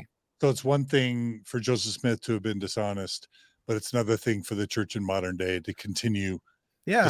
And I think one of our commenters once made the point that they learned from the Mormon church that lying was using any words to create a false impression in the mind of somebody else. Right? Yeah. Yeah. I mean, it's just, that's just the thing that is so crazy about this, thinking about just my time as a primary teacher and how much emphasis we made on like honesty. I mean, there were times that I have one explicit time in my journal that I left Target, got home, realized we didn't pay for a game that I think was $2.99. This is back when my kids were really little. And I gathered the kids around. I showed them my receipt. I showed them what happened. We have such a scrupulosity for honesty in the church. I don't know if I'm using that term correctly, but like, we really, really make an emphasis on honesty. Oh, yeah. And then and that's for the general membership. But then when you start digging into this stuff and you see what an incredibly dishonest, curated presentation of this history, the church is formalizing it. It's the Gospel Topics essay. This is our message to the world of what we believe on this topic, and it is so blatantly dishonest when you compare it to what's actually in the history. There's so many levels of these essays that are just blatantly dishonest. And I don't know if you guys have covered the do Mormons believe they can become gods essays, but this stuff is just dishonest. There's just such a discrepancy there. Okay. Yeah. So I'm going to read real quick before we go to the next slide. This is from the church's website. It's from their Gospel Principles Manual. It's a chapter called Honesty. This is what the church says. There are many other forms of lying. When we speak untruths, we are guilty of lying. We can also intentionally deceive others by a gesture or a look, by silence, or by telling only part of the truth. Whenever we lead people in any way to believe something that is not true, we are not being honest. So, I mean, by their own definition, they are being dishonest here. And like, it's just so funny how the word games here, and they think by doing these word games, it gets you out of it. But in reality, once a member finds out, they're a lot more offended by the fact that you were lying to him than if you had just said Emma didn't know about the marriages. And all of a sudden you're like, well, what else are you hiding? Because it's just the same. It's like the same thing as not telling your spouse. Like if I say I go to dinner and I cheat on my wife, I go to dinner in a hotel and I cheat on my wife. And then she goes, well, what'd you do tonight, honey? I'm like, oh, I went to dinner. I had a great steak. It was a good night. And then like a week later, she's like, hey, I found out you were cheating on me. And I'm like, no, I said I had a steak, implicitly leaving open the possibility that I had sex with another woman. It's like, this is the kind of crap you get when you start to use these weasel words. And like I keep saying implicit leaving open because that's what the church does. And I hope no one thinks I'm making fun of it. I'm just saying like they're doing this to hide the worst elements of the church because they don't want members to know what really happened. And that by their own definition is being dishonest. Yeah. And you can't weasel out of this by calling it anti-Mormon doctrine or anti-Mormon literature. You can't. Yeah. All right. Well, let's learn how Joseph Smith. Did we do this slide? Go back one more. Because this is another one that's interesting. So the church is going to alter their own history here to erase Joseph Smith being dishonest about polygamy. So in October of 1843, Joseph is going to have dictated by Willard Richards, who's his scribe, an even more pointed denial of polygamy. And so he says, Joseph gave instruction to try those who were preaching, teaching, or the doctrine of plurality of wives on this law. Joseph forbids it, and the practice thereof, no man shall have but one wife. That is in the church's history from 1843. I don't know if Willard Richards didn't know about polygamy at this point, but that's what Joseph dictates, or what Willard Richards dictates this as what Joseph was teaching that day. So this line is very clear. Joseph forbids it, and the practice thereof, no man shall have but one wife. So now in the history of the church, they're going to change this, and it's going to say, evening at home and walked up and down the streets with my scribe, gave instructions to try those persons who were preaching, teaching, or practicing the doctrine of plurality of wives. For according to the law, I hold the keys of this power in the last days, for there is never but one on earth at a time on whom the power and its keys are conferred. And I have constantly said, no man shall have but one wife at a time unless the Lord directs otherwise. Okay, wait. So who would have made that change? Do we know who would have edited the history of the church? When it would have been edited and how they would have changed it? I don't know. I think B.H. Roberts was one of the ones that did it, but I can't remember. There was someone who wrote the history of the church and then changed it from like kind of into Joseph's own words. And I'm not entirely sure who actually did it, but obviously there was an effort here to try to retrofit what Joseph Smith was doing versus what he was saying. And that's just outright fraud. You can't. It is. You can't just like rewrite. I mean, we covered this in the Restoration of the Priesthood episodes, but you can't just rewrite Joseph's own journal or his revelations after he's dead, totally change the meaning. That's completely deceptive. Yeah. And so I'm trying to look it up because I remember we dealt with this in an earlier episode because people will say, well, Joseph didn't actually write it. And so they kind of put it into kind of almost a first person language. They say, well, if that's the case, then, why is it? But it's because they took it and they wanted to write it as if Joseph did it so that it reads easier. But at the same time, it's not, when you're changing the substance of the text, and obviously you're doing it to intentionally deceive members, which, as we talked about, violates their own definition of honesty. Elisha, any comment on this? Well, Yeah, I just keep thinking about all the ex-Mormons that I've connected with over the last 3 years. It seems just like an overwhelming majority of people that have deconstructed their Mormon theology have made a decision to step away from the church, have done so with integrity and honesty in mind. And we very often talk about, like, after you deconstruct your faith, you have to make a new, you kind of have to redefine what your values are, or at least identify what your values are now. And for most people, truth, honesty, integrity, those are at the top of the list. So, how does someone that values truth, values honesty, integrity, how do those people now accept an organization that is so willing to bend the narrative, curate the narrative, or as you say, Mike, retrofit? Yeah, it's definitely a problem. I would say it's the biggest problem the church has right now. Yeah, because it's easy for anyone to find these changes now. And so you can't, like you said, you can't call it anti-Mormon, because we could show that the church is changing their own material to hide problematic stuff. And we talked about that with the first vision, the priesthood restoration. These are not me just saying Joseph Smith changed the story. It's, we have all these documented accounts, we have all these journal entries that are showing Joseph Smith is changing this, and here's why he might be changing it. And in this case, we could show that the church is actively doing it. And so to call us anti-Mormon for pointing that out is ridiculous, because it's their own doing and changing these stories. That is why we're able to talk about how they're being dishonest with the material. All right, let's go to did you have a quote you wanted to read?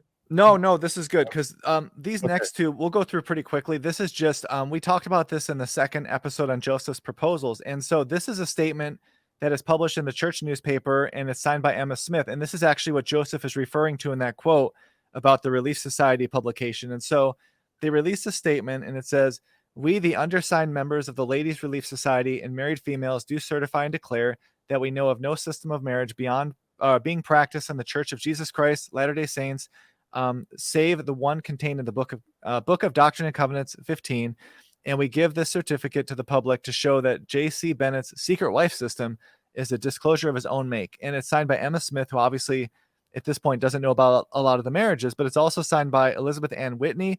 Her daughter is already married to Joseph Smith. Sarah Cleveland, who is married to Joseph Smith. Eliza R. Snow, married to Joseph Smith. And so they're putting this public statement out, and Emma Smith obviously is the victim here. And the three of her closest people in Relief Society are either married to him or have a daughter married to him. And so they're intentionally putting out this kind of weasel worded statement to say, Joseph, we don't know anything about what John C. Bennett is doing, except for the fact that they're violating what is in the Doctrine and Covenants at the time actively, and they're signing a statement while doing it. Okay. All right. Super shady. Yeah. So the next slide is just basically the men also signed the same basic statement disavowing polygamy. And so you had John Taylor, Wilford Woodruff, Newell K. Whitney. And it's basically going to use almost the identical statement. It's just to show the church is actively saying they're not doing it while they're doing it. So, again, to go back to the church's essay, they're implicitly, they're denying polygamy while implicitly leaving open the possibility that they're absolutely doing polygamy. It's so dishonest the way that they're. Should we read this up? Should we read this quote? Yeah, but we definitely can. You want me to read it? Sure. "Insomuch as this Church of Christ has been reproached with the crime of fornication," and this is already sounding like DNC 101, right? Well, I think that is DN1. I think they put the DNC 101 statement in the printed thing. So this is the DNC 101 at first. So basically, so inasmuch as this Church of Christ has been reproached with the crime of fornication and polygamy, we declare that we believe that one man should have one wife and one woman, but one husband, except in the case of death, when either is at liberty to marry again. We have given the above rule of marriage as the only one practiced in this church to show that Dr. John C. Bennett's, quote, secret wife system, close quote, is a matter of his own manufacture. Oh my gosh. And further to disabuse the public ear and show that the said Bennett and his misanthropic friend, Origen Bachelor, are perpetrating a foul and infamous slander upon an innocent people, and we need but be known to be hated and despised. In support of this position, we present the following certificates. We, the undersigned members of the Church of Jesus Christ of Latter-day Saints and residents of the city of Nauvoo, persons of families, do hereby certify and declare that we know of no other rule or system of marriage than the one published from the Book of Doctrine and Covenants, and we give this certificate to show that Dr. John C. Bennett's secret wife system is a creature of his own make, as we know of no such society in this place, nor never did. And it's signed 12 men, including Newell Whitney, John Taylor, Wilford Woodruff, and Sarah McCleveland and Eliza R. Snow. And I'm guessing you include all them because they were actively participating in polygamy by 1842, which is when this was signed. Is that right, Mike? Yeah, I'm not positive actually if Newell K. Whitney, John Taylor, and Wilford Woodruff were in polygamous marriages at that point or not. I mentioned the women there just because those two the Relief Society and the men, it's published next to each other in the paper because they're trying to get, they're trying to circle the wagons here to try to get these rumors about what Joseph Smith is doing out of the air. And so it sounds like the polygamy genie was starting to get out of the bottle by 1842. Joseph wanted to get the genie back in the bottle. And so he basically says, hey, all this polygamy you're hearing about, that's John C. Bennett's evilness. Yep. And this denial that Joseph Smith would have approved of and allowed is just, it's another nuclear bomb to credibility. Yeah. Well, yeah, because you got Sarah Whitney is married to Joseph. So Elizabeth Ann Whitney signs the Relief Society statement. Newell K. Whitney signs the men's statement. So you have all these people here who know full well that they're signing on to something that's just completely not true. And yet the church now is going to say, well, that's a carefully worded denial. It's like, no, it's not. It is absolutely trying to deceive the membership by trying to use technical language. And as I said earlier, try doing that in your Temple Recommend interview and see how well it goes over, because I guarantee you that they're not going to be okay with you laughing and going, oh, I'm sorry, it was just a carefully worded denial. They'd be like, no, you're lying, because you are lying. It's just, this is supposed to be the one true church of God, the only living church on earth. And yet they're doing these kinds of legalistic word games because they're too embarrassed about their history, because they know that if members know the true history, they're going to have a lot of different views about the credibility of the church. I mean, it's just simple as that. One of the things I like to always remind people these days is just to tell BYU students who are living under the honor code and or prospective missionaries and or young couples that are going through their Temple Recommend interviews in preparation for going through the temple, you don't need to be any more honest than Joseph Smith was, right? Because there's a kid can be told he can't serve a mission just for masturbating. A kid can be sent home from his mission for masturbating. A young couple can send out announcements for the date of their wedding, and then if a bishop finds out that they went a little bit too far, maybe went to second or third base, they can have their entire wedding date changed, which is a signal to everyone that they've engaged in improper sexual activity. And then BYU students can literally, if they have sex or even engage in heavy petting by the church's definition, they can be kicked out of their university experience at great expense, both in time and money.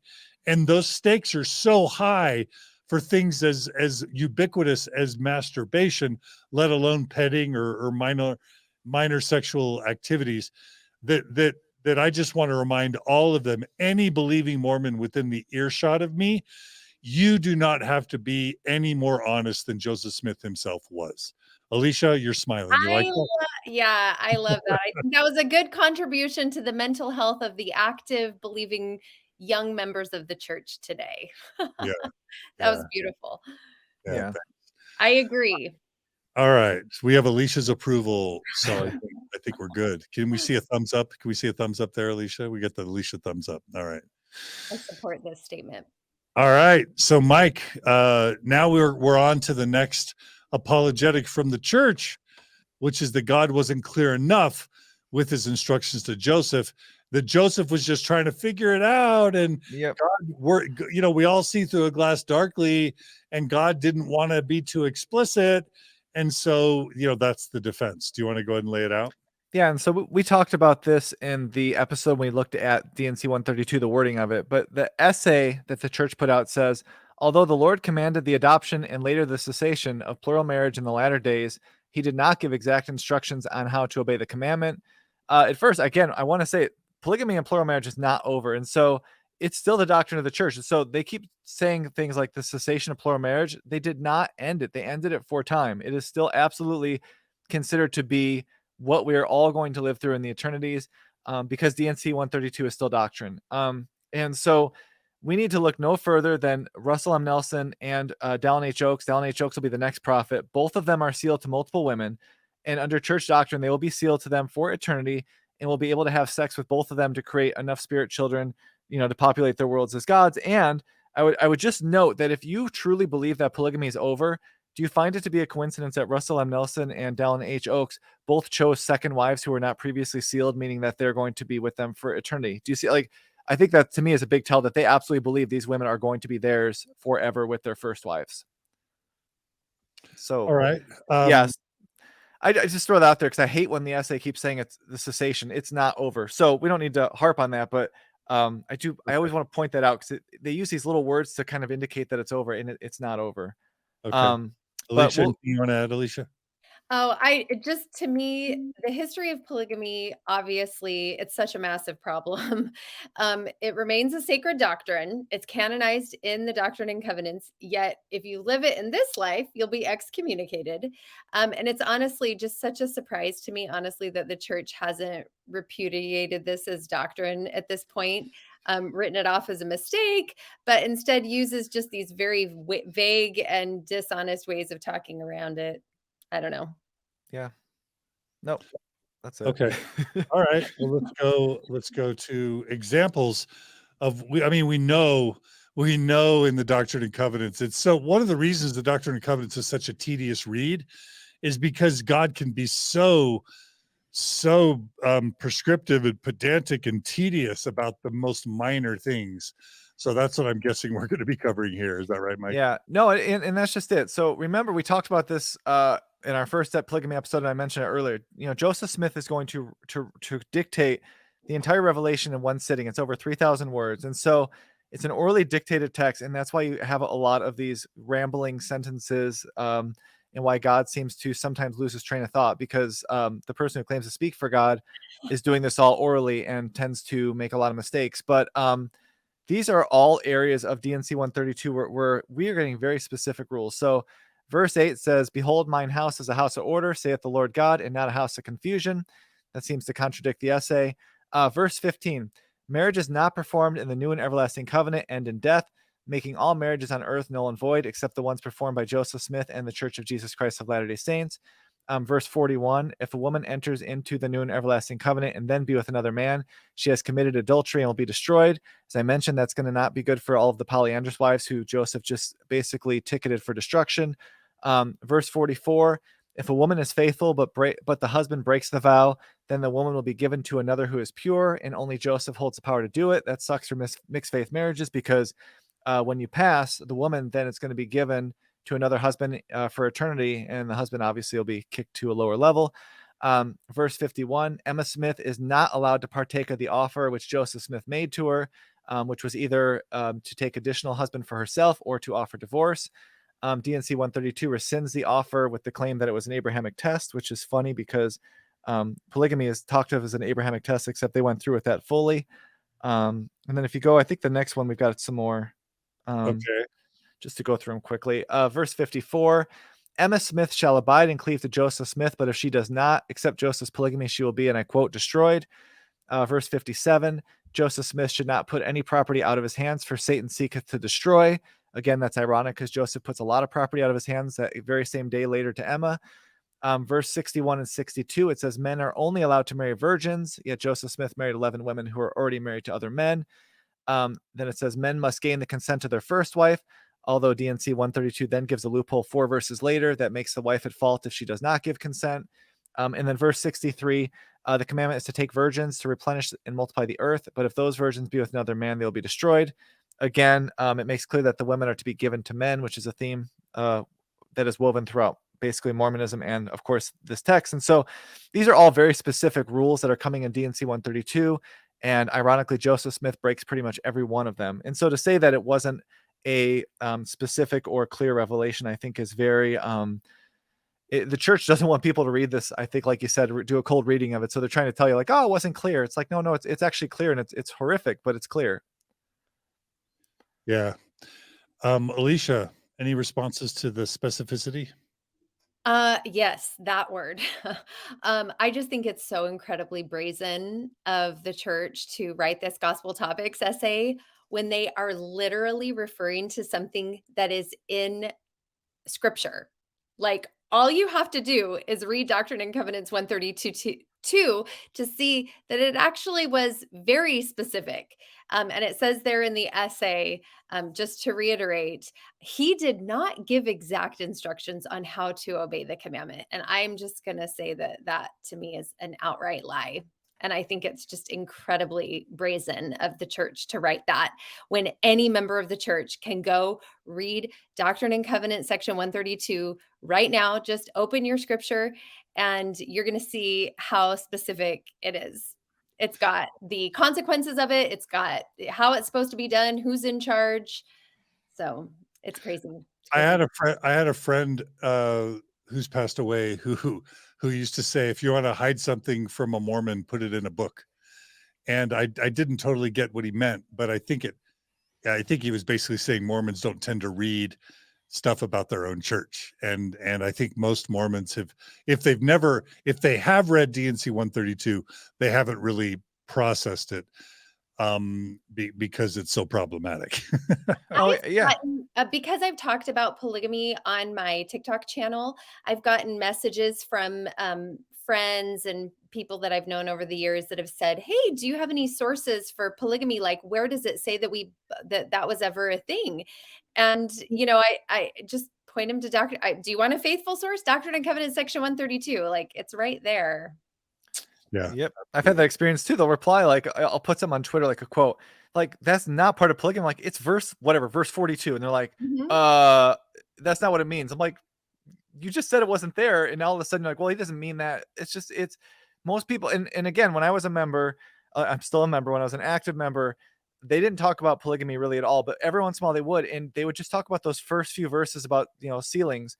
They don't talk about anything else. And so, to John's point, unless you actively go in and read it, and you read it while you're not just reading it because you want to get your 20 minutes of scripture study out of the way. You're reading it because you really want to know. You just gloss over it. But this is so specific, like to a fault. Like, it's so specific that I'm almost surprised that Joseph Smith was willing to box himself in that much. But I think that's what happens when you're told you need to riff off this revelation in one sitting so that you could give it to Emma.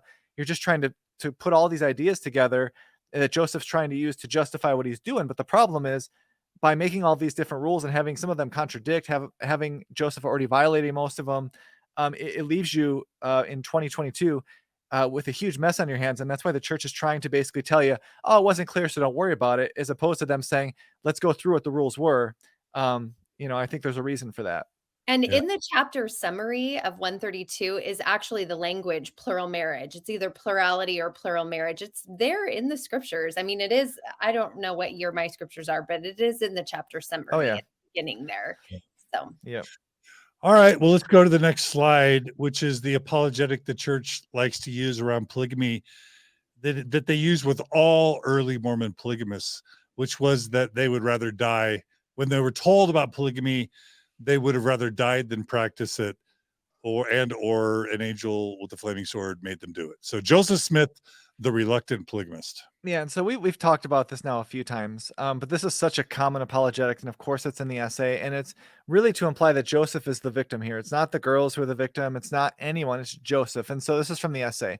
When God commands a difficult task, he sometimes sends additional messengers to encourage his people to obey.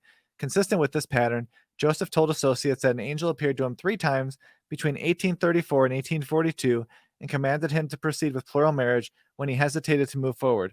During the third and final appearance, the angel came with a drawn sword, threatening Joseph with destruction unless he went forward and obeyed the commandment fully. And fully means sex. I think we can all read between the lines on that one. Yeah. And Okay. and so, I think this particular clause is interesting because of how it's worded. So I'm thinking about whoever's writing this gospel topics essay, they're trying to figure out how to plate it in the best possible way. So it starts off by saying that sometimes God has to send additional messengers to encourage his people to obey. But then instead of saying, and in this case, God sent an angel with a flaming Yeah. sword, it says, consistent with this pattern, Joseph told associates that an angel appeared to him 3 times. So they're leaving this space here for interpretation, maybe. They're not exactly claiming that the angel appeared to him. They're suggesting it, but they're also pointing out that this is what he said, not exactly that it's unequivocally what happened. So I thought that was interesting. And it actually makes me wonder if the church is trying to carve out this space to eventually distance themselves from the doctrine. I don't know, speculation, but Well, my Really spec. quickly. Oh, Oh, go ahead. I go was ahead, just Mike. saying my speculation there, and maybe I'm being too cynical, is because if they say associates, they don't have to give you the specifics as to the accounts of where he does this. So otherwise, they'd have to tell you that he told it to Zina Huntington after she'd already married her husband. They'd have to tell you that he told it to Mary Elizabeth Rollins Leitner, who also said that Joseph basically told her, I think when she was 11 or 12, that he'd marry her someday. So I mean, the angel with the drawn sword story has a lot of really bad details. I'm guessing part of it is just the fact that they want to get away from that as soon as they can, but they also have to address it because of the fact that so many critics now point to it and say this is one of the tactics he was using. And so I guess maybe I'm just thinking that they're just trying to find a way to word this as loosely as they can because they don't want anyone to look further. That's my take on it anyways. okay, I got a question for you, Mike, and maybe for you too, John. Do you think the gospel topics essays have improved the church's situation, or do you think that it's actually made it worse? John would know better than me because I think it's a mixed bag because I think more people. There are a lot of people that have contacted me and said that they were all in until they studied the gospel topics essay for a lesson, and then they're like, "Holy crap, that happened! That's not an anti-Mormon lie. We're admitting it." Wait, On the other, yeah, oh, go go ahead. ahead. No, No, keep going. I was gonna say on the other hand, in a lot of ways, it helps them because now when someone says, "Why didn't you ever tell us that Joseph Smith had 30 to 40 wives?" They say, "Oh, we totally did. It was in that gospel topics essay." So I think for them, it gives them that kind of like line of plausible deniability when they don't kind of give the full story in their manuals. But at the same time, I think it's caused a lot of people to have faith crises or crises, however you say it. Yeah, was your question, Elisha, whether if the church was hemorrhaging people before it released the gospel topics essays, having felt deceived or misled about the church's dishonest representation of history, are you asking whether or not the release of the gospel topics essays accelerated or decelerated the hemorrhaging? Is that your Yeah, question? exactly. I think it's pretty clear it's accelerated the hemorrhaging. That's my anecdotal experience. And does anyone have any details about why the gospel topics originated? Because someone pointed out to me that it may have been a legal situation that they Oh, had to do it for legality. yeah, there's a basically there are a few Mormon Stories episodes where we talk about this. There was a book. Oh, what's his name? The guy who did the Ezra Taft Benson. I'm spacing on my good friend's name. Let's see, Mormon Stories, Gospel Topics, Essays, Podcast. His name is, I'm so embarrassed. Okay, Matt Harris. Oh Matt yeah. Newell Bringhurst wrote an entire book on a sort of an analysis of the gospel topics essays. And in the very first chapter of the book, they provide an overview of the history of how the gospel topics essays came to be. And I'll say it as humbly as I possibly can. Uh, I'm grateful to have been a part of the sort of like the build up to the church's release of the gospel topics essays, because Mhm. part of that story includes um, Swedish area authority Hans Mattsson losing his faith, creating a Mormon Stories podcast support group in Sweden, which led to a bunch of Swedish saints losing their faith, which led to what was called the Swedish Rescue, where Marlon Jensen and the guy who succeeded him as church historian, and I'm really bad with names this morning, they went out to try and rescue the Swedish saints from massive disaffection, and this led to a meeting between Hans Mattsson and Greg Prince and Marlon Jensen and my friend Travis Stratford in New York, where we did an entire survey of over 3,000 ex-Mormons or Mormons who had lost their faith to let Marlin Jensen know that the church was losing its best and brightest, primarily because they were feeling betrayed by the church. And then Marlin Jensen used that entire study to convince the brethren to approve the Gospel Topics Essays process. Now, I'm not going to say that that was the only reason or even the main reason, but we do know that was a major contributing factor to the church ultimately releasing the Gospel Topics Essays. So I'll share in the show notes a couple Mormon Stories podcast episodes that talk about this. Was that helpful, Elisha? Yeah, it is. I apologize for the deviation, but as we dig into this stuff, I just think it's worth talking about the context around the Gospel Topics Essays, because a lot of people will say, well, thank goodness the church has decided to be honest about this history. And just a few people have clued me in, like, there's a little bit more to it. So I'm putting this Matt Harris book on my reading list. I just found it on Amazon, the LDS Gospel Topics series, A Scholarly Engagement. So I'm ordering it. Awesome. There was also an episode on a popular podcast called Reply All, and this was I don't know if it's still a super popular podcast, but it certainly was at one time. And in that episode, they actually cover this topic as well, and they interviewed me for that episode, so I'll include that episode as well. Sometimes critics of mine get really mad when I mention myself at all in these episodes, but you made me, Elisha. You made me do it. No, I'm happy to hear it. I definitely am curious about that. And I think it's relevant to the conversation too. So sorry for the deviation. No, it's a good question, because it obviously has impacted people. And it also, to what you both have said, like, it impacts the way people respond too. Because I've had people go, well, they're not hiding it. It's in the Gospel Topics essay. And I know for a long time, it still kind of is, but for a long time, it was like, what, 3 clicks deep. That was the joke, right? So you never found it unless you knew where you needed to go. And so it was kind of hidden out there until somebody was having a faith crisis. Then they could go, oh, we've got this new resource for you. And so it even the history of the essays themselves is messy. It's kind of a interesting situation. And as we talked about in our episode on the proposals, using the word before her 15th birthday, the historian, last name is Snow, I can't remember his first name now. Even he said that was a mistake, because they were trying so hard to privilege Joseph Smith that they oftentimes chose to, I think, water down to the point where even, someone that was unaware of a lot of the details could go, why are you saying before her 15th birthday? We know that means 14. So I think the essays have had a mixed bag of impact, and probably for the church's sake, in a lot of ways, has led to more members leaving than staying. But I could be wrong on that. That's what I've heard. That's been my anecdotal experience. All right, well, let's go ahead and jump to the next slide, which is both D&C 132 and the Happiness Letter make it clear who wanted the polygamy.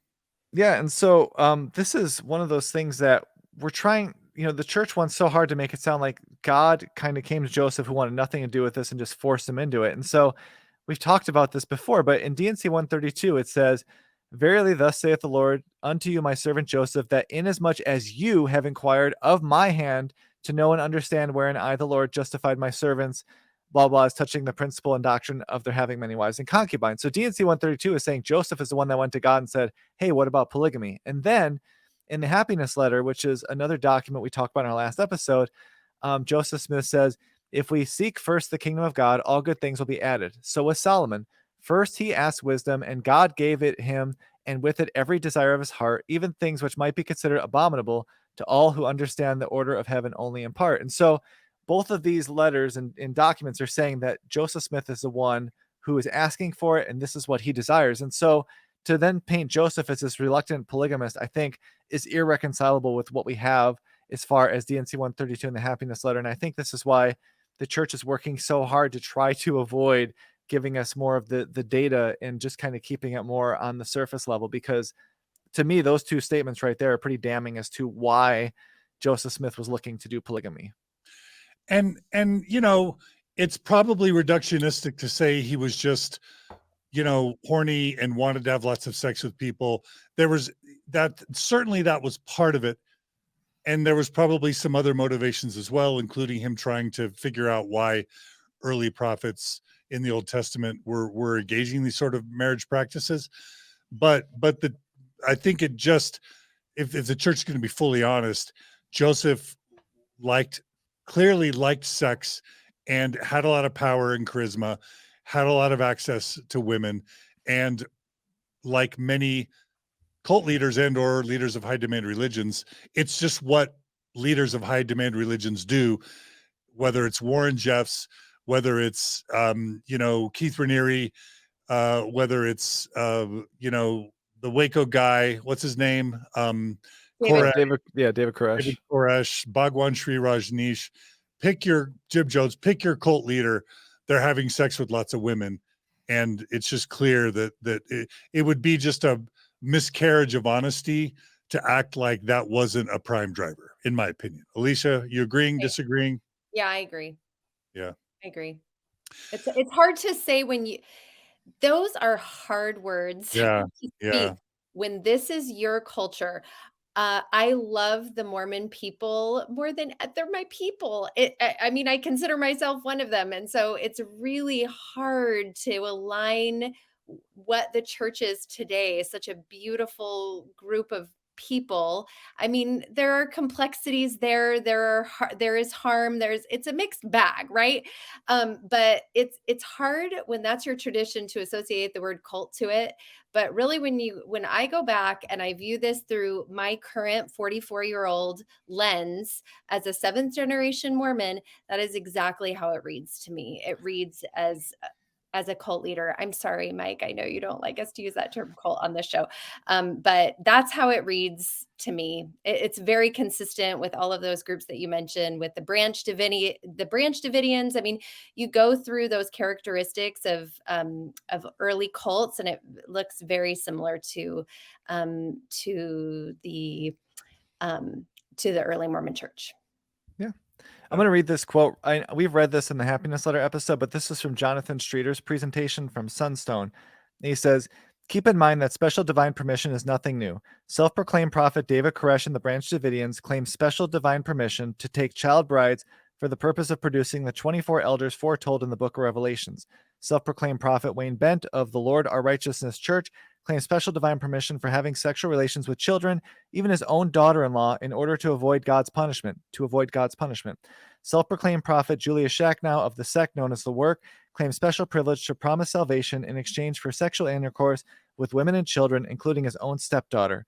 Self-proclaimed prophet Tony Alamo of Alamo Christian Ministries claims special biblical permission to illegally marry multiple women and children. Self-proclaimed prophet David Berg of the Children of God claims special divine permission to normalize sexual relation with children. Prophets justifying their own predations as special divine permission through the use of pious language and religious sentiment is nothing new.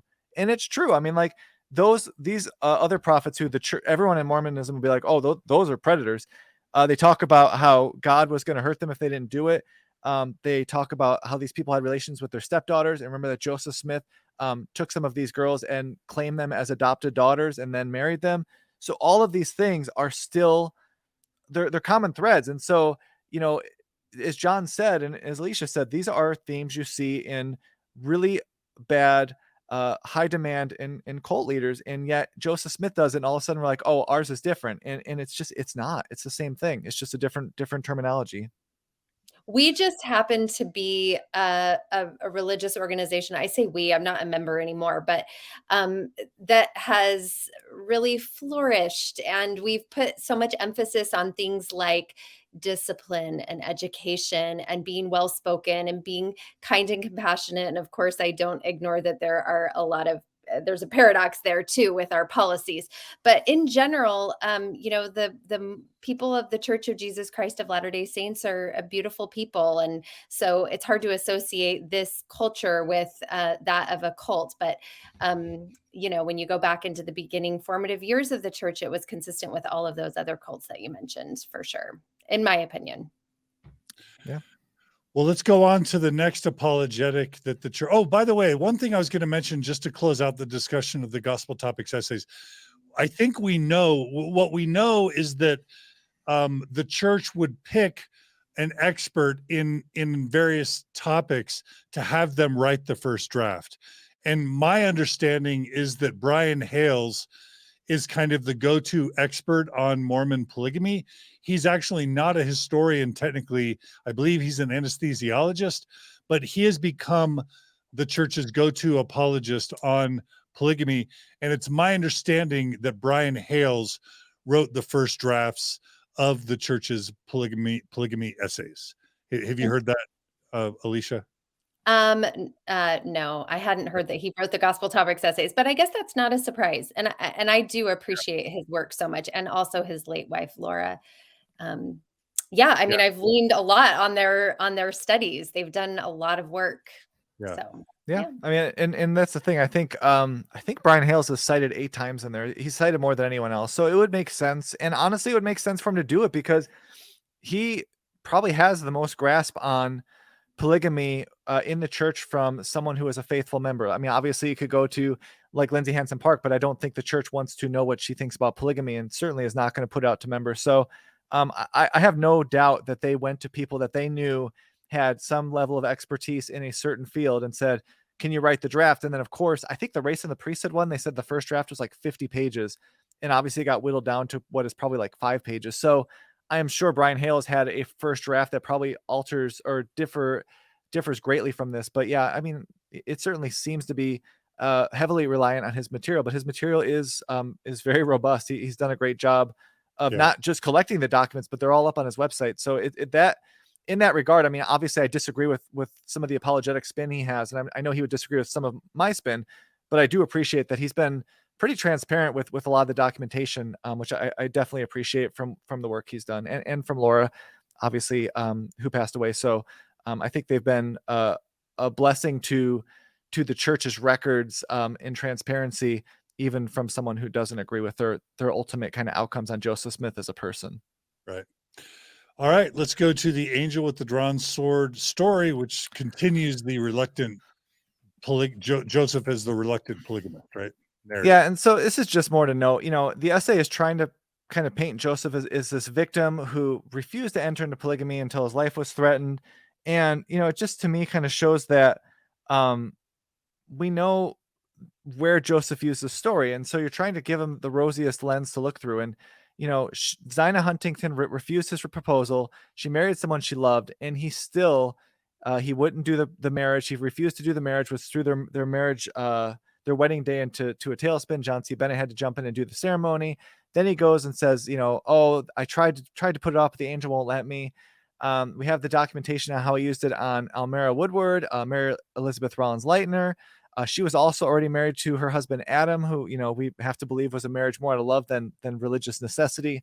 And so what the essay doesn't tell you is that Joseph used this story multiple times on women who initially rejected his claims, which again lets us know that Joseph was already obeying the commandment fully by the time he was using this story on additional women. So this idea that the angel is going to come down and say, you're not obeying the commandment fully, maybe the first time, but he's telling it to multiple women who reject him. And so that tells you he realizes this is an effective tactic. And so he keeps using it, because once you do it the first time, you're already obeying the commandment fully. So why would you need to do it multiple times? And so it just, to me, it shows this idea that he's a reluctant polygamist. It just doesn't line up with the fact that he had almost 40 wives. We know he had sex with at least 11 of them.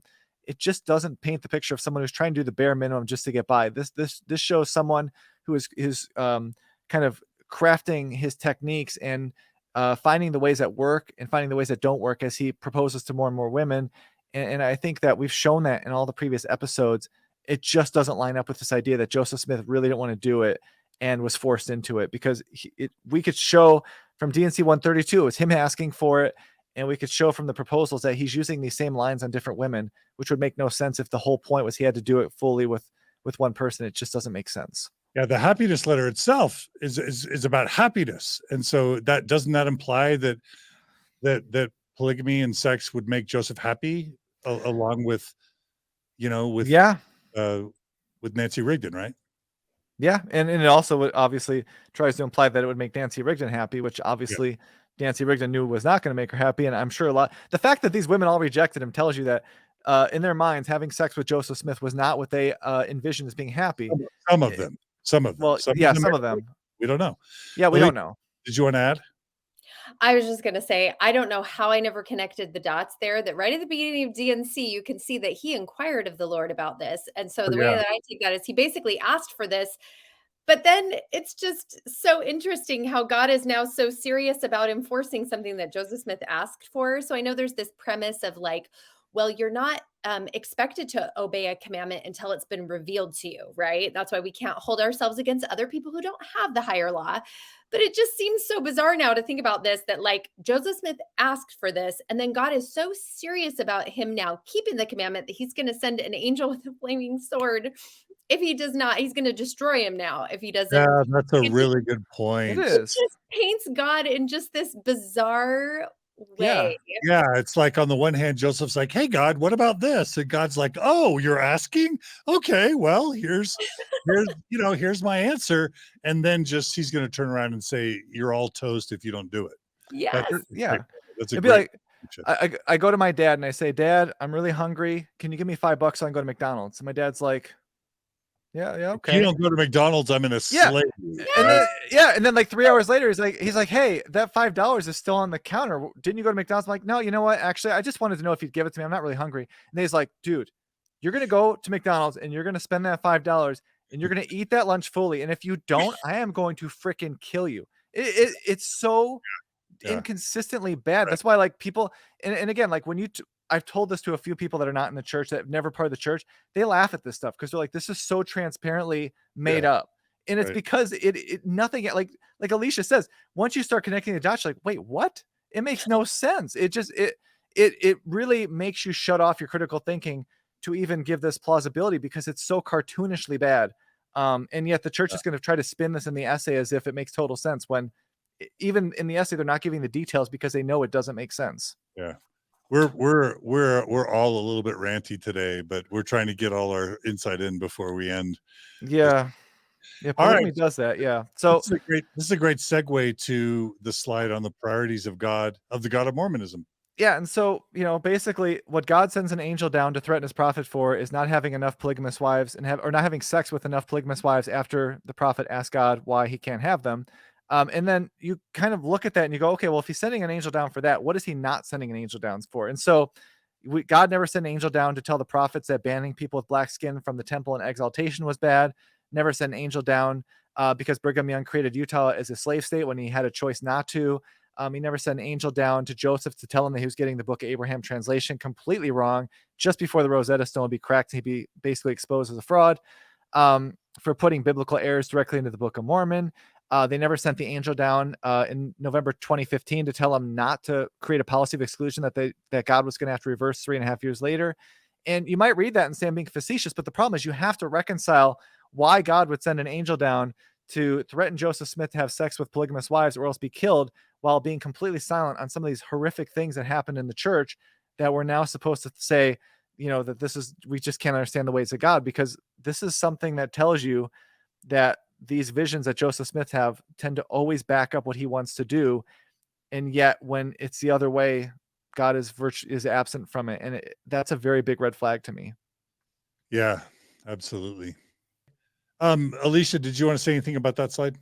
I really appreciate Mike bringing this to the surface. I saw a TikTok that he had made about this, and I think it's such a good important point to think about. Like when you think about this God that you love and you worship and what his priorities in life might be, and you think about all the things that were going on during that time with just all sorts of issues, racism, and like he has a living prophet on the earth. He can command him to do anything, and this is what he's going to command him to do. I just think, it's really nuts. And I think it was you, Mike, that had also brought to my attention that there were like illnesses going on, like people were dying of malaria if God had given him the revelation to like boil the water. Like Yes. I mean, there's a lot of useful revelations that could have happened as explicitly that apparently the polygamy revelations happened, and yet nothing. So Yeah. I mean, that's the thing. It's like they have this cholera outbreak, which over a dozen members of the church die, and God doesn't come down or send an angel down to say, Joseph, if you boil the water, a lot of my children are going to live. Instead, silence, and these people die. And we have all of these instances in church history where God is powerless to help, and then all of a sudden God comes down to fulfill what Joseph Smith already wants to do, which is to, in this case, get women to marry him. And it's a really big red flag, and it's the same thing that you see today with Russell M. Nelson. He tries to get the church to stop using the name Mormon, and he's rebuffed by Hinckley and Monson. He finally lives old enough. He becomes prophet. First thing he does, oh, God just told me I forgot the word, he has inspired me to tell you that he's really upset with you guys for using Mormon. And it's like, well, that's awful convenient that right after you live long enough to become prophet, God's telling you the thing that you've been trying to get done for 30 years. It's a really big red flag. And it's something that it's not just Mormon prophets, it's any religious leader is getting revelation that backs up what they want. And yet the things that could genuinely tell us things we don't know or help people with future events, God is just completely absent on it. And that's a Right. big red flag. Right. I would have loved to see, Mormon God tell early church leaders things like, in addition to, the racism, in the Book of Mormon and the Curse of Cain stuff that they had, don't teach the Curse of Cain doctrine. That would have been a good one. How about, be honest in your history so that 100 years later, you don't have massive disaffection from the church for having people feel like they've been lied to. That would have been a good thing for Mormon God or Mormon Jesus to tell church leaders. And then another one would have been any sort of revelation on the LGBT same-sex marriage stuff, because interestingly and suspiciously, the Book of Mormon, Doctrine and Covenants, Pearl of Great Price, they're all silent on LGBTQ issues completely. And if God can see the future, and if he's speaking with his prophets, seers, and revelators, how awesome would it have been to give clarification really early on when it could have been codified? Those are a couple things that I would probably add to the list. Yep. Were you gonna say something, Elisha? Absolutely. No, I was Yeah. just agreeing. Yeah, absolutely. All right, let's go to the apologetic that Joseph thought he could trick God with polyandry. Yeah, and so we talked about in the early episodes that Joseph Smith married a lot of women early on that were already married to other men. And we talked about from our perspective, it seems like maybe he did that because if there was a unwanted pregnancy, it would be easily explained away. But either way, he married, I believe, in his first like 14 marriages, like 11 were polyandrous or something around there. And so the essay says these polyandrous sealings may also be explained by Joseph's reluctance to enter plural marriage because of the sorrow it would bring to his wife Emma. He may have believed that sealings to married women could comply with the Lord's commandment without requiring him to have normal marriage relationships. This could explain why, according to Lorenzo Snow, the angel reprimanded Joseph for having demurred on plural marriage even after he had entered into the practice. After this rebuke, according to this interpretation, Joseph returned primarily to sealings with single women. And again, this is making Joseph like this reluctant victim, this awesome dude who was trying so much to keep Emma from this. But it makes us forget that at the beginning of the same essay, they're telling us that Joseph got the revelation in 1831, and that revelation tells you it's to create worlds without end, more seed and all that. So you can't have it both ways. This idea that Joseph thought he could trick God in the 1840s, when we're also told he got the revelation in 1831, it's insulting the intelligence of anyone reading this essay if you're paying attention to the details. All right. Let's jump to the next apologetic, which is trying to distinguish between marriage for time and marriage for eternity. That's a very common Brian Hale's apologetic, right? Yeah, and there are documents from the early church kind of histories where they're trying to detail these marriages, and they'll have like I think it's a T and an E, and so everyone assumes that means time or eternity, and usually time I think would mean time and eternity, but the church is trying really hard to use this as some sort of a dividing force to explain Joseph's marriages by saying that if it's a marriage for time, it means you can have sex now. If it's for eternity, it means you'll have sex later, although they don't say that. So what they say is, during the era in which plural marriage was practiced, Latter-day Saints distinguished between sealings for time and eternity and sealings for eternity only. Sealings for time and eternity included commitments and relationships during this life, generally including the possibility of sexual relations. Eternity-only sealings indicated relationships in the next life alone. And to me, I don't even understand why the church feels like this distinction is important or useful, because to me, it actually makes polygamy worse. Because if you're in an eternity-only relationship, marriage with Joseph Smith, it means that when you die, your husband is going to be separated from you forever. Your kids are now going to be Joseph Smith's kids. And now the life you spent with your loving husband, you're going to be married eternally to have sex with Joseph Smith. And it's just like, to me, it's even grosser to basically say that Joseph's almost like bookmarked you for the eternities. I just don't understand why they're trying to do this, because we know he had sex with women for time. So why then say, well, some of them weren't for time, they're just so he's just planning on having sex with them for eternity. It's like, I just don't get it. To me, it's still gross. My sense is, one of the bad apologetics for polygamy has always been, and I'm surprised we haven't covered it yet, that there were way too many women on the frontier and not enough men, and the women needed a man to take care of them, and so polygamy was instituted so that all these surplus women on the frontier could still get married and have someone to take care of them, and still marry a righteous husband that could take them to the celestial kingdom. Now, of course, census data and other data shows us that there are actually more women on the frontier, more men on the frontier than women. And so that has debunked it. But for me, this kind of sex now versus eternity, marriage for time versus marriage for eternity kind of thing, is an attempt to muddy the waters, to say, you know what, Joseph Smith, it really wasn't about sex, because there's these older women that got sealed to Joseph, and it was very clear that he didn't have sex with these older women.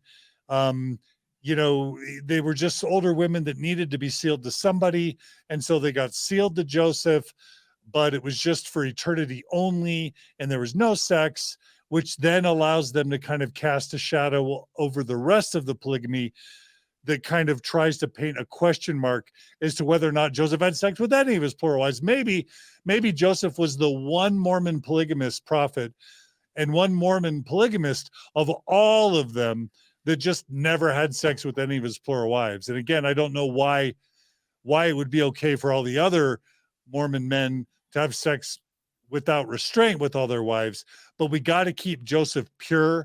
So this teaching of marriage for eternity, sealings for eternity, polygamous sealings for eternity, is an attempt to keep Joseph sexless with his plural wives. That's my take. Elisha, what do you think? That's funny, John. I had actually made the same note because I feel like this bumps up against that very common apologetic position, which I think is formalized by the church, this idea that we need to have a space for all of the women in heaven. So there's this idea that we would have to have plural marriage because there's going to be apparently so many more righteous women than there are men. But in reality, it's just crowding out men who are living righteously. When you look at the cases of Helen and Horace Whitney, Zina Huntington and Henry Jacobs, both of whom knew, even though they were living the gospel, Henry, who's going after one mission after another for the church faithfully, knowing that his wife is going to be sealed to Joseph. And it kind of makes me wonder about, that common phrase used in the church whenever you find something problematic with like a divorce or abuse or anything like that. Heavenly Father will work it out. We just have to be faithful that Heavenly Father will work it out. But it's just completely conflicts about this apologetic position of, that we're taking wives away in many instances from righteous men. So it just doesn't, just another case where it doesn't add up. Yep. Okay. All right. So we're not loving that apologetic. No, and the only thing I would note is we talked about this in a previous episode, because you'll hear people say, well, Joseph Smith married some older women, so of course it wasn't all about sex. And I would go, well, yeah, I don't think it was all about sex anyways. But as we talked about, some of those older women were being used to recruit the younger women. And so this idea that they were, kind of this innocent marriage, it's like, no, they were still actively involved in polygamy.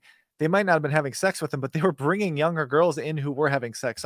To me, that argument falls flat the moment you understand that some of those older women were still actively engaging and bringing other women into the practice. And I think that is something you will not see the church say when they talk about older women and wives and widows and stuff like that. Yeah. Okay. This next apologetic that we're going to get to it has to do with the law of adoption and dynastic sealings. And it's another one of those core Mormon doctrines that appeared early that's just somehow conspicuously disappeared since then. But it's this little known fact that men in Joseph Smith's day, once the power of the sealing got going, it wasn't just polygamous marriages that included sealing. Oddly, men could be sealed to men, and in some ways families could be sealed to families. And there's this idea of the law of adoption which was that basically Joseph's goal was that everyone was sealed to everyone in the afterlife. That's what's meant by the law of adoption or the law of sealings. And now you're going to be talking about how those teachings have been used to try and put a cloak over polygamy to say it also wasn't about sex. Is that right? Yeah, I mean, it's just what they're trying. Yeah, they're trying to make this sound like Joseph Smith was just trying to set up this eternal dynasty, and so this is still when they're talking about the polyandrous marriages. The essay says there are several possible explanations for this practice. These sealings may have provided a way to create an eternal bond or link between Joseph's family and other families within the church. These ties extended both vertically from parent to child and horizontally from one family to another. Today, such eternal bonds are achieved through the temple marriages of individuals who are also sealed to their own birth families. In this way, linking families together, Joseph Smith's sealings to women already married may have been an early version of linking one family to another. And just as we talked about, the law of adoption was there where you could seal yourself to another man as like an adopted son, or in theory, you could seal yourself to a woman as an adopted daughter. So Joseph Smith could have made this happen without the need for marrying already married women and taking their children and the woman herself for eternity. They had the tools to do this, and Joseph Smith again makes a deliberate choice to marry them instead of using, like you said, the law of adoption, which was available to him. So I think this idea of dynastic sealings really goes out the window when you realize Joseph Smith could have made this much easier and still chose to go the path of marriages with sexual relations with at least a dozen of the wives. It's pretty clear to me. That reminds me of another apologetic that you often hear is there's a lot of men over time who have had sex with a lot of women.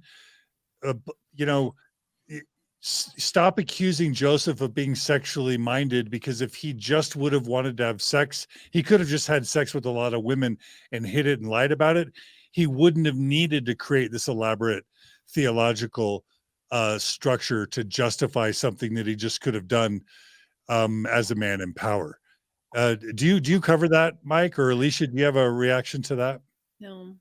I don't cover it, but I would just again say that if that were really the case, he's creating an entire system to basically justify what he's doing. And so I agree with people who say if he really just wanted to have sex, he would have done it. We saw that with Fanny Alger. He did do that. At the same time, I don't think I guess to put it a different way, look at all of the effort some people go through to cheat on their wives or to cheat on their taxes people go through a lot of work so that they can try to make sure no one else knows what's happening. And so if Joseph Smith was just going around to women and having sex with them, when the word of that got out, and it would have, he would have been screwed. But by doing it this way, by creating the system underneath it, it gives him not only the right to do it, but the God approved justification to do it, which he wouldn't have had. And so I get what you're saying, because I hear that sometimes, and I don't believe it was just about sex. I think there's a power element.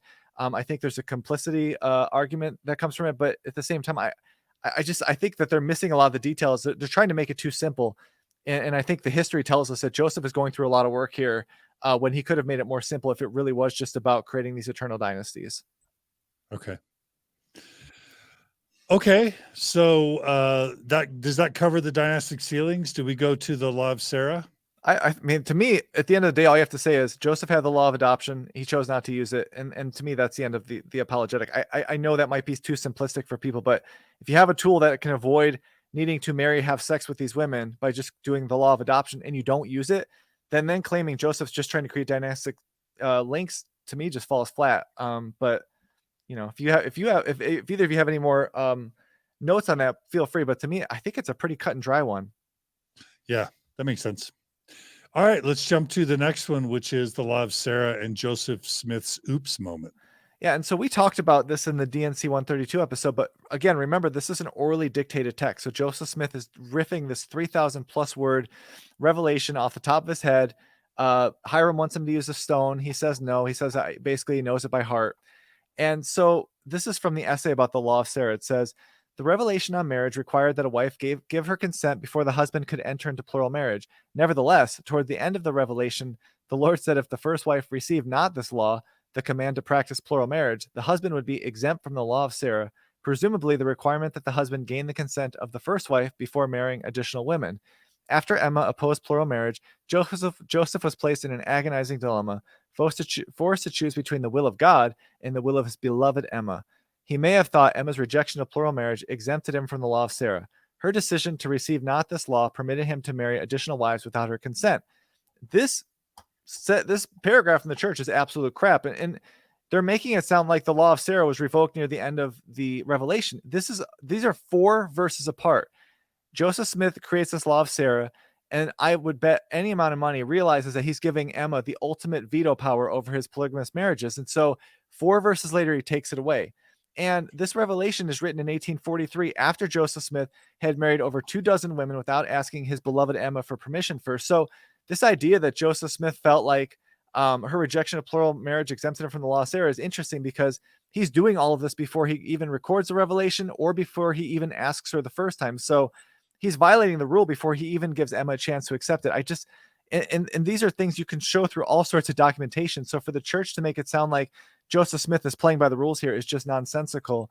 And again, this is where the church is trying to keep members from understanding all of the details, because if you do, you realize that what he's doing here with the law of Sarah is pretty ridiculous, given the fact that 4 verses later, he's going to remove it. Right. Elisha, something you want to add?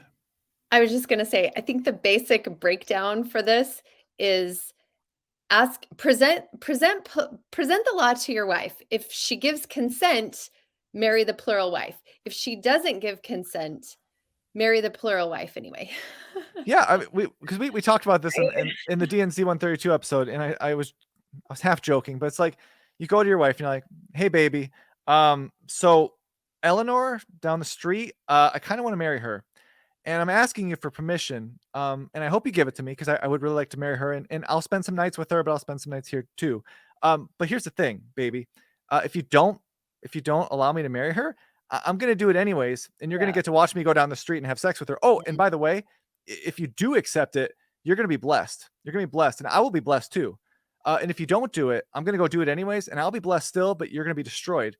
But I love you." It's just like, it's so bad. It's just like on the very surface of it, if you read it, it is so horrible. And I kind of say this sometimes, like, this is one of those areas where I'm like, if this is from God, then the God of Mormonism is not worthy of my worship, because the God of Mormonism is kind of a jerk. And so I know that might sound offensive to people, but like, is that really what you want in a God? Someone who's going to tell a woman, a wife, that you have to accept watching your husband, or, at least knowing that your husband's off having sex with other women, or you'll be destroyed. The fact that it's so contradictory 4 verses apart tells you that Joseph Smith is orally dictating this, realizes what he did, and then has to fix it. We see that in the Book of Mormon, where he's fixing little mistakes he makes.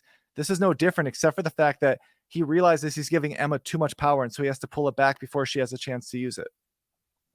I agree so much. It's so frustrating. All right. Well, let's go to, I think, an apologetic that's still very, some of these apologetics maybe have fallen a bit out of favor, at least in the church's modern attempts to justify polygamy, like in 2022. But the next one is still very much in favor. It's basically the argument that we have accounts of many of Joseph Smith's plural wives, either saying they had incredible spiritual experiences, bearing their testimony to the truthfulness of polygamy, or them just bearing their testimony that they knew polygamy was true, and that somehow that's a reasonable defense. Yeah, and this is a formula that they use in a lot of their essays, especially this one, which is to say, you are initially going to be disgusted at reading about polygamy and what Joseph Smith was doing. You're going to struggle internally over the details you're reading, and then you're going to follow having these doubts resolved through spiritual experience. And so this is a theme that the church uses in the essay, not just for the women they talk about, but also they're kind of telling you how you're going to need to go down this path as well. And so the essay says, nevertheless, for many women and men, initial revulsion and anguish was followed by struggle, resolution, and ultimately light and peace. Sacred experiences enabled the saints to move forward in faith. And, within the essay, the church cites that Joseph Smith's polygamous and polyandrous brides would initially recoil at the idea, but then would have a spiritual experience. And we talked about that in the proposals episodes, where Joseph Smith is kind of telling, like, here's what you need to do. We need you to fast. We need you to pray. And we all talk about how when you fast and when you have no sleep, you start to have these experiences. And I just want to be clear. We have to honor the lived experiences of these women, because we can't speak for what they experienced. I can't tell you what Lucy Walker's experience actually was. I could just tell you that she talked about how she had at least 2 sleepless nights before she felt the room light up after she'd been fasting and scared to death about what she needed to do. And that's what gave her the internal permission to marry Joseph Smith. And so we can't say what their experiences was because we weren't there, but we can say these are the same things that are going to be used by every other high demand religion, any other cult leader to justify what they're doing. It's no different unless you're engaging in special pleading. Right. Yeah. Yep. Yeah. You listen again. There's a Mormon Stories video that I've republished of just people of all different faiths, Islam, Judaism, the FLDS Church, all bearing their testimony using almost identical language. And there's just an epistemology problem. You've got, like, I was really taken back when I saw the Keep Sweet documentary. I don't remember if it was on Hulu or on Netflix, but check it out. And you've basically got, you know, when the state police were basically incarcerating Warren Jeffs and putting all these FLDS people in prison, you've got these polygamous wives of Warren Jeffs that are all like sobbing on TV, talking about how they know Warren Jeffs is a prophet and how they know that their lifestyle is true. And how do you know, if you're gonna, you know, you just have to understand that when your whole life is rooted in the church, when you have when women aren't even allowed to vote, when women aren't allowed to own property, when they have no family or connections outside of the Mormon community that they've given their lives to, basically, the power differential and the social pressure and basically the social conditioning is so powerful that what else would you expect for Joseph Smith's wives for many of them to bear testimony that it was of God? You would almost expect nothing less. Elisha, you want to add anything? Yeah, this really, from what I've observed, is the most common apologetic stance from active members of the church. Like, how can you dismiss their testimonies? And I mean, I think that's a valid point. We can't dismiss that Helen Mar Kimball had a testimony of polygamy.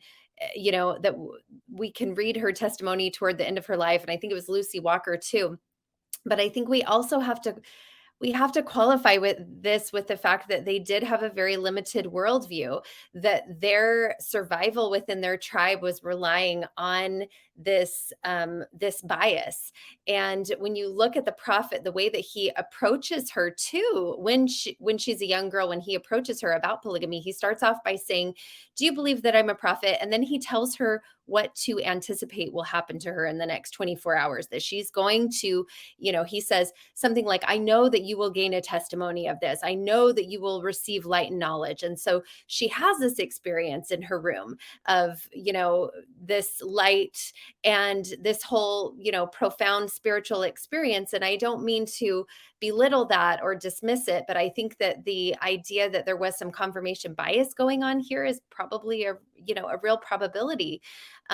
So I just think that there are a lot of factors that we have to take in mind for this. And I love that you pointed that out too, John, because I think the FLDS is the closest parallel that we have to the early Mormon church, and to see the way that Warren Jeffs functioned with his people during that time that he was going to, you know, getting them to go to Zion, getting them to send, in some cases, their children to Zion without them, to be groomed as young wives, as young as 7, 8, 9 years old in some cases.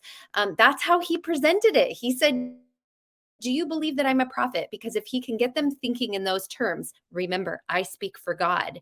And I know you will have a testimony of this if you pray for it. The likelihood is that that's what they're going to come to, especially with the limited worldview that they have at that time.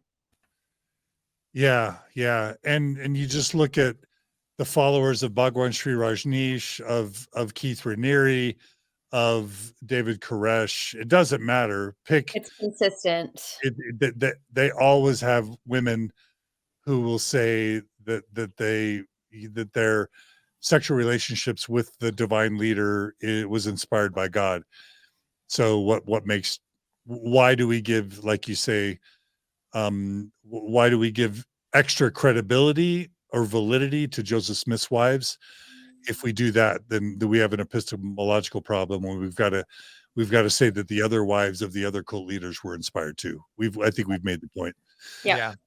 All right. So wow, you have a whole slide on this. Did we already cover it? We pretty much did. Yeah. The only thing I would just mention is just, kind of what Elisha said, which is that these girls are being told kind of how to do this. You got to pray, and you're being told from the time you're born that if you have these bad feelings, it's the adversary trying to deceive you. And so that's why he's asking them, do you believe I'm a prophet? Because all of a sudden when they have these bad feelings, like that's the devil trying to keep you from doing this. And so to what you said, if we are going to then say from the church's standpoint that because they had spiritual experiences, we cannot question them, then we have to accept those same testimonies from Mormon offshoots, which you just said, which leads us to the next slide, which has some audio from a girl, a teenage girl who is in the middle of a polygamous marriage in a modern day Mormon offshoot.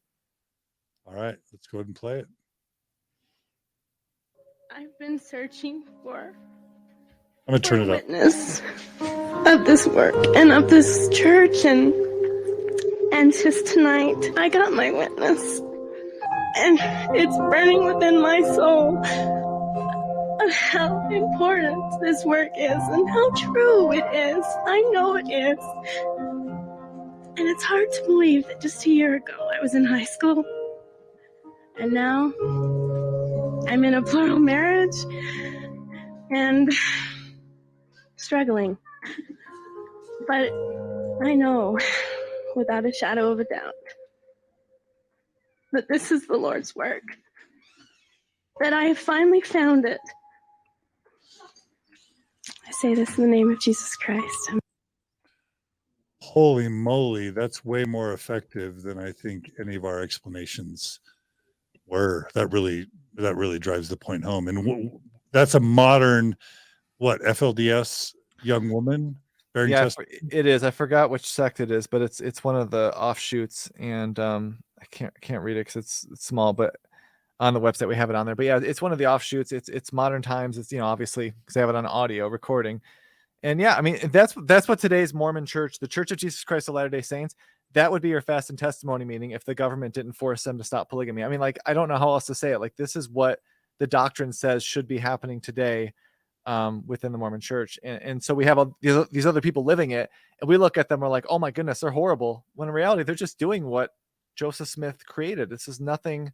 This shouldn't shock you outside the fact that we're trying to privilege Joseph Smith and other to other them, and it just doesn't work. Yeah. Wow. Well, how was that? How was hearing that for you, Elisha? I've been searching for. Sorry, okay, go ahead. Oh, that's okay. Yeah, this one makes me feel a little emotional. It was pretty stunning to me, actually, to come across the video that you mentioned, John, toward the beginning of my faith deconstruction. It was people from a lot of different faiths bearing their testimony. It was the first moment, I think, that it really occurred to me that the intensity and sincerity of my own testimony was not unique. That this kind of emotion and conviction of faith could be found in all kinds of religions. And to this day, it almost feels like something special was taken from me when I saw that. And that probably sounds so strange, but it was something that I thought was uniquely shared amongst people of my own faith. And now, looking at this video, the video that we just watched, or that other one with the compilation, it just makes me realize that this is a very universal experience to sense a deep, penetrating truth within your own religious tradition. Yeah, absolutely. All right. Well said, Elisha. So Mike, the next slide is Joseph Smith once again changes God's words.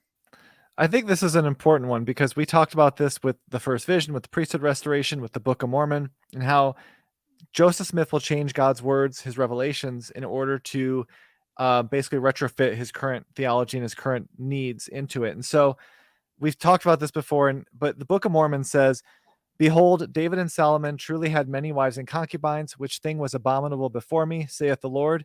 But then you've got D&C 132, where God's telling Joseph Smith, "David also received many wives and concubines, and also Solomon and Moses, my servants, as also many others of my servants, from the beginning of creation until this time, and in nothing did they sin, save in those things which they received not of me." And then the happiness letter, which is also Joseph Smith's writings to Nancy Rigdon, he says, "If we seek first the kingdom of God, all good things will be added. So with Solomon, first he asked wisdom, and God gave it him, and with it every desire of his heart. even things which might be considered abominable to all who understand the order of heaven only in part, but which in reality were right because God gave and sanctioned by special revelation. And so here we've got Joseph Smith contradicting the Book of Mormon and the Doctrine and Covenants, because the Book of Mormon says that God found it abominable. And in DNC 132, he's like, no, I justified it, and in nothing did they sin.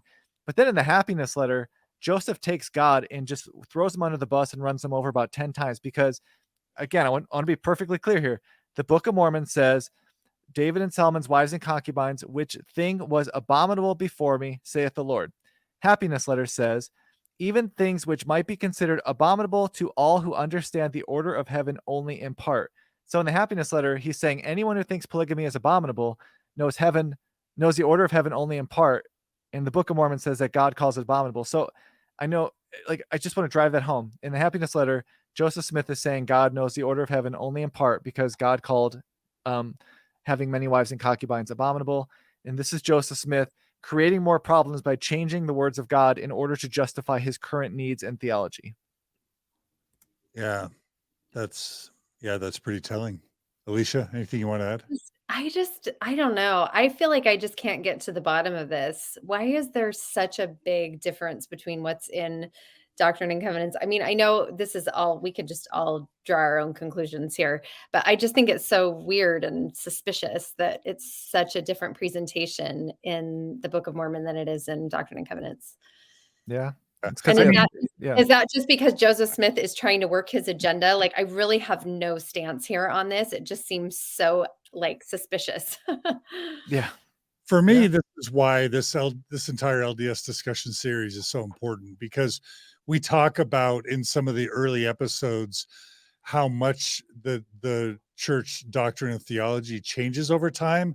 Yeah. And we talk about how so many of the distinctive Mormon doctrines that show up in the Nauvoo time period, or even in the late Kirtland period, were never in the Book of Mormon. And so, if the Book of Mormon was an independent text of what God wanted his, church members in the latter days to draw from, and it's God's one chance to get pure scripture, because we were all taught as Mormons that the Bible is corrupted by the great and abominable Catholic Church and others. So God's got one chance to get the fullness of the gospel into the Book of Mormon, which we're all taught is the most correct book.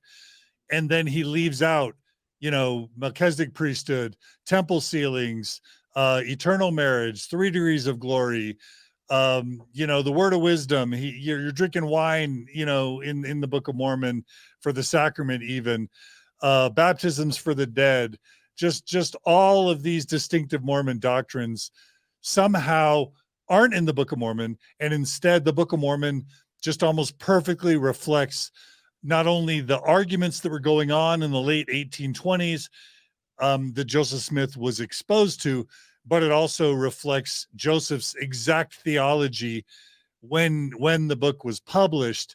That's one of the biggest tells of all. It's that Joseph Smith is, if you're Terrell Givens or Richard Bushman, you're saying that he's innovating as he goes, or that God's teaching line upon line. If you're taking a more secular or skeptical view, it just looks like Joseph Smith's making it up as he goes along. And the scriptures literally reflect snapshots of Joseph's evolving theology over time. Does that, Elisha, I don't know if that makes sense. But yeah. I mean, the line upon line concept works when it's like building foundationally one piece on top of another, but it becomes problematic when you have actual changes in even like the presentation of the Godhead, when you have like actual like literal discrepancies like we see from the Book of Mormon and Doctrine and Covenants regarding plural marriage. Like this is not line upon line. This is something entirely different. And that's ultimately what it leads me to believe, that the whole thing was just kind of curated and pieced together, and there were holes at the end of it. Yeah. That's why I love the 116 pages episode, because we talk about the fact that the Book of Mormon, Joseph Smith loses the first 116 pages, and somehow in the Book of Mormon, it's written into the Book of Mormon that God knew Joseph was going to lose it. So they create the second set of plates, right? So God is so good at knowing what's going to happen. He creates a second set of plates, but God doesn't put in the Book of Mormon any of these uniquely Mormon things that happen in Nauvoo. And you're like, well, how does he know about the lost 116 pages, but doesn't know about any of these other things that are going to happen in the next 10 years? And it's because Joseph hadn't thought of them yet. The lost 116 pages was happening in real time, so it's easy for Joseph to write it in there. And it just shows how Joseph's mind works to create this theology and then use the scriptures to be a vehicle for it. But unfortunately, when he changes theology, then he has to change the scriptures. And that's when he runs into these problems, because his fingerprints now are all over these scriptures and these revelations. And you can't, even when you change them, we still have the records of those changes. And all of a sudden, once you see him, you're like, oh crap, yeah, he's making it up, because this does not line up with any historical outline from either the Bible or from Joseph Smith's own life. And once you show he's making it up, then all of a sudden you could see the patterns throughout all these other things as well. All right. Well, let's go to talking about the footnotes in the Polygamy Gospel Topics essays, right? Yeah, and so this is one of those things that, when you talk about apologetics, you talk about the church's essays, is, I always joke it's like follow the footnotes, and in my head I think of it as the follow the prophet song. But there are 3 footnotes I want to look at real quick, just to show how they are making these citations so that members think that these are scholarly works that are being cited. But if you actually look at the footnotes, they're either completely contradicting what they're saying, or they're kind of, you could see they're being a little deceptive. So we talked about the carefully worded denials earlier. And so this is footnote number 22, and it says, in the denials, polygamy was understood to mean the marriage of one man to more than one woman, but without church sanction. And so we talked about this earlier, but this is showing that Joseph Smith is using these verbal semantics, but their citation is literally just telling you that they're thinking polygamy is different. And I think that the fact that they couldn't give you a better citation shows that, he was lying. And I think that we've made that clear earlier in the episode. Then footnote 45, this is where they talk about, it says, plural marriage did result in an increased number of children born to believing parents. So if you look at footnote 45, it is a very untrue and apparently intentionally misleading statement, because footnote 45 contains no information but reroutes you to footnote 6 in their Utah polygamy episode or essay, which informs us that studies have shown that monogamous women bore more children per wife than did polygamous wives except the first. So their statement is plural marriage did result in an increased number of children born to believing parents. The footnote eventually tells you that studies show that monogamous women bore more children per wife than polygamous. So, I think the church would say, well, if you have 50 wives and they average a half a child, you're going to get more than one wife that averages 12 children. But at the same time, that is contradicting, I think, what they're saying in a very real way. At least to me, it does.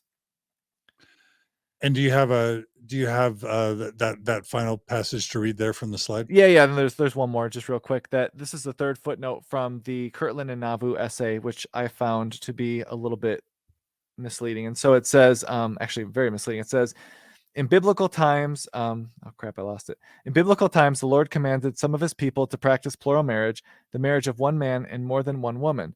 And the footnote to this is going to give you 3 different sources. One is D&C 132, which is not from the Bible. Jacob 2, verse 30, which is obviously not in the Bible, although the church would argue it's biblical times. And Genesis 16. And what's funny is if you look at those actual, don't count D&C 132 because that's written after the fact. If you look at Jacob or Genesis, in neither of those is God commanding anyone into polygamy. And so they're making this declaration that God commands people into polygamy. They give you citations, and those citations do not say that whatsoever. And it just shows that they're starting this essay on a footing that is just not accurate, and yet that's their entire justification. It blows my mind. Elisha, you're shaking your head. Am I unmuted? Yeah, no, I agree. I just, yeah, I don't really have anything to add Okay. here. No, that's I fine. just, No, that's fine. yeah. Okay. Well, that's important, Mike. Footnotes are always important. So let's go to the reality that, I think, one really significant moment in my faith journey was when when Gordon B. Hinckley appears on Larry King Live, and Larry King Live asks Gordon B. Hinckley about polygamy, and Gordon B. Hinckley basically, I'm probably mixing it up, but I remember him saying, like, this is a fleck of history. It's no longer doctrine. Whatever words he used, he really, really wanted the world to just think that polygamy has nothing to do with the current Church of Jesus Christ of Latter-day Saints, that it's no longer doctrine, and that we no longer practice it. And that has also been a tactic that the church uses to basically say, that's polygamy, that's those weirdos down in Colorado City. That's not something we're doing. And what's your response to that, Mike?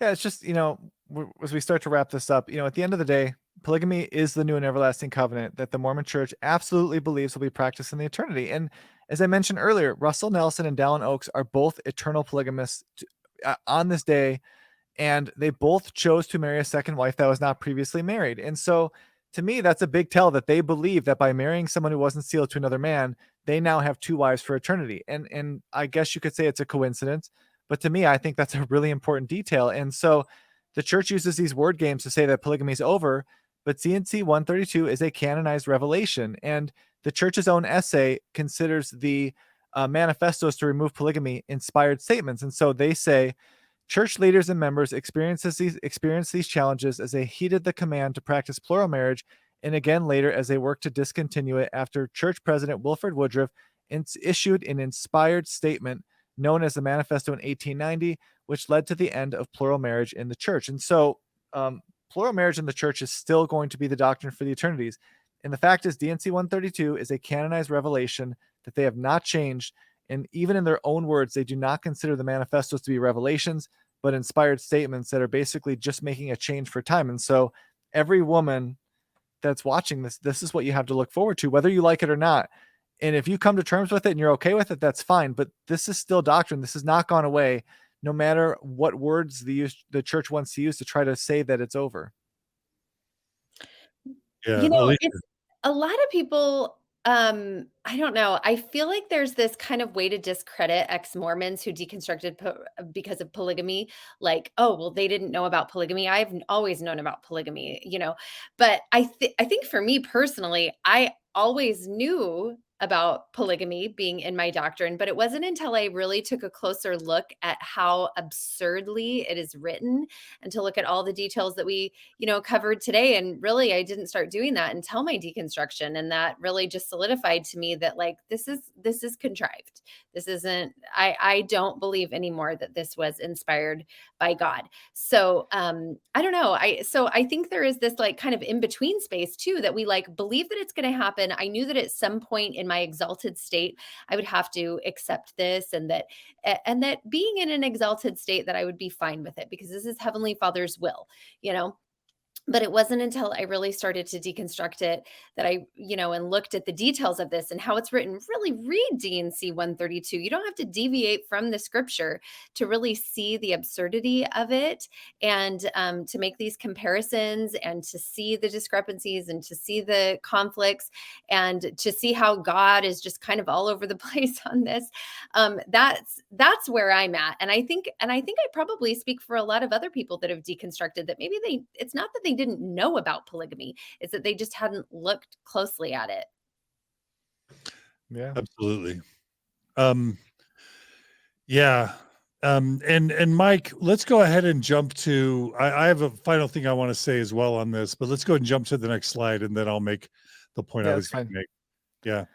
Yeah. And honestly, the next slide, we don't even really have to do. It's just the kind of what Elisha was saying. We often hear members say, I'm so glad I have to live through polygamy. And yet you do for eternity. And then you also have the leaders saying that phrase, it'll all work out in the end, but the people that it will work out for are the men who are telling you not to worry about it. It's funny when the leaders of the church are telling these women who are worried about polygamy that it'll all work out in the end. But the truth is, but under their own doctrine, it's going to work out for those men because they're the ones that get to make the decisions on which women they take in and which women they don't.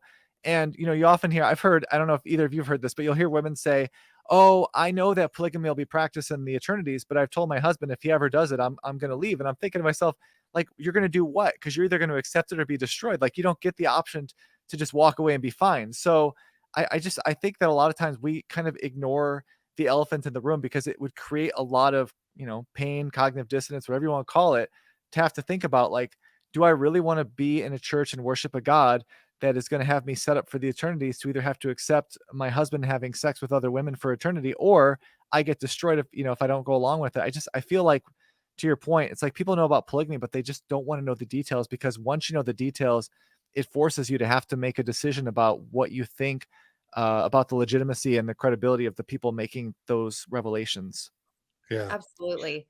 Yeah. Not to mention that, are we not going to have agency in the celestial kingdom? So like for those women who are like, well, I don't know, I don't think I want to do that. Apparently there isn't agency in the celestial kingdom because you're not going to have that ability to make that choice. Well, I mean, there's agency. It's just your agency is either choose to accept it or choose to be destroyed. I mean, that's what we talk about with DNC 132. It's like, yeah, you have a choice. And that's why, Right. like, from the husband's perspective, like I said earlier, and I know it sounds facetious, but it's like, hey, baby, I want to marry this girl, and you could choose not to do it, but I'm going to do it anyways, and you're going to be the transgressor by God's words. It just, that's why it gets so, like, cartoonishly bad, because it doesn't make sense. And it reads like it's written by someone who's trying to create these loopholes, because it just makes no sense to say to someone, you can accept this and be blessed, or you can reject it, and I get to do it anyways and be blessed, but you're going to be destroyed because now, by God's own words, the word they use is you become the transgressor. It's like, what?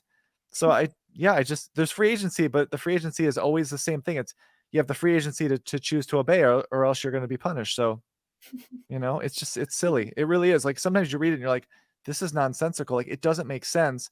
And then when you try to make sense of it, it's worse, because then it turns God into a confused, changing God to just like a bro at the bar who's trying to find ways to score with chicks. And I don't mean to sound facetious, but read DNC 132 and tell me how that makes sense with a God that loves families, that doesn't want to, it doesn't work. It is nonsensical, but I prefer the term cartoonishly bad. Yeah. Yeah. That's literally my favorite term from this entire series. Yeah. Except that it has real impact on lives today. And I'm gonna mention again a resource that I've mentioned many times during this series. It's Carolyn Pearson's book, The Ghost of Eternal Polygamy. I also have a podcast where I interviewed her about her book. We'll include those in the show notes. But she talks about how this doctrine of eternal polygamy continues to have very serious and deleterious effects on Mormon women and men to this day in 2022. So Absolutely. it's cartoonish, but it's cartoonish in kind of a horrific way. Yeah, no, I do appreciate you pointing that out. And I want to be sensitive to, I sometimes feel like, because this is my family legacy, so to speak, Yeah. I like have a little more room to kind of be lighthearted about it. But if I really were to get serious, I think I would get very emotional about it, because I come from a long line of first wives. And there was a very interesting dissertation that I think is still being worked on about the possibility of generational trauma coming from first wives. And there are all sorts of implications there of having this trauma of knowing that you may not be in first place at some point here. So this is very painful to talk about. So I do appreciate the levity, but I really appreciate you, John, for pointing out the seriousness. We all three understand the seriousness of and the implications even today.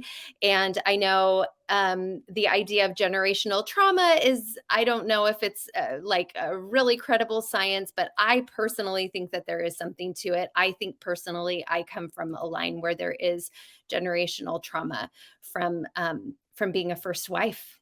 It is a very painful situation. And I take deep offense to the laughter in when general authorities kind of joke about it and how funny that might be. And even one of the researchers that I was listening to that we've mentioned during this podcast had made a joke about, well, she's not my first wife, or I wasn't looking for, I don't remember what it was, but I feel the pain of that sentiment.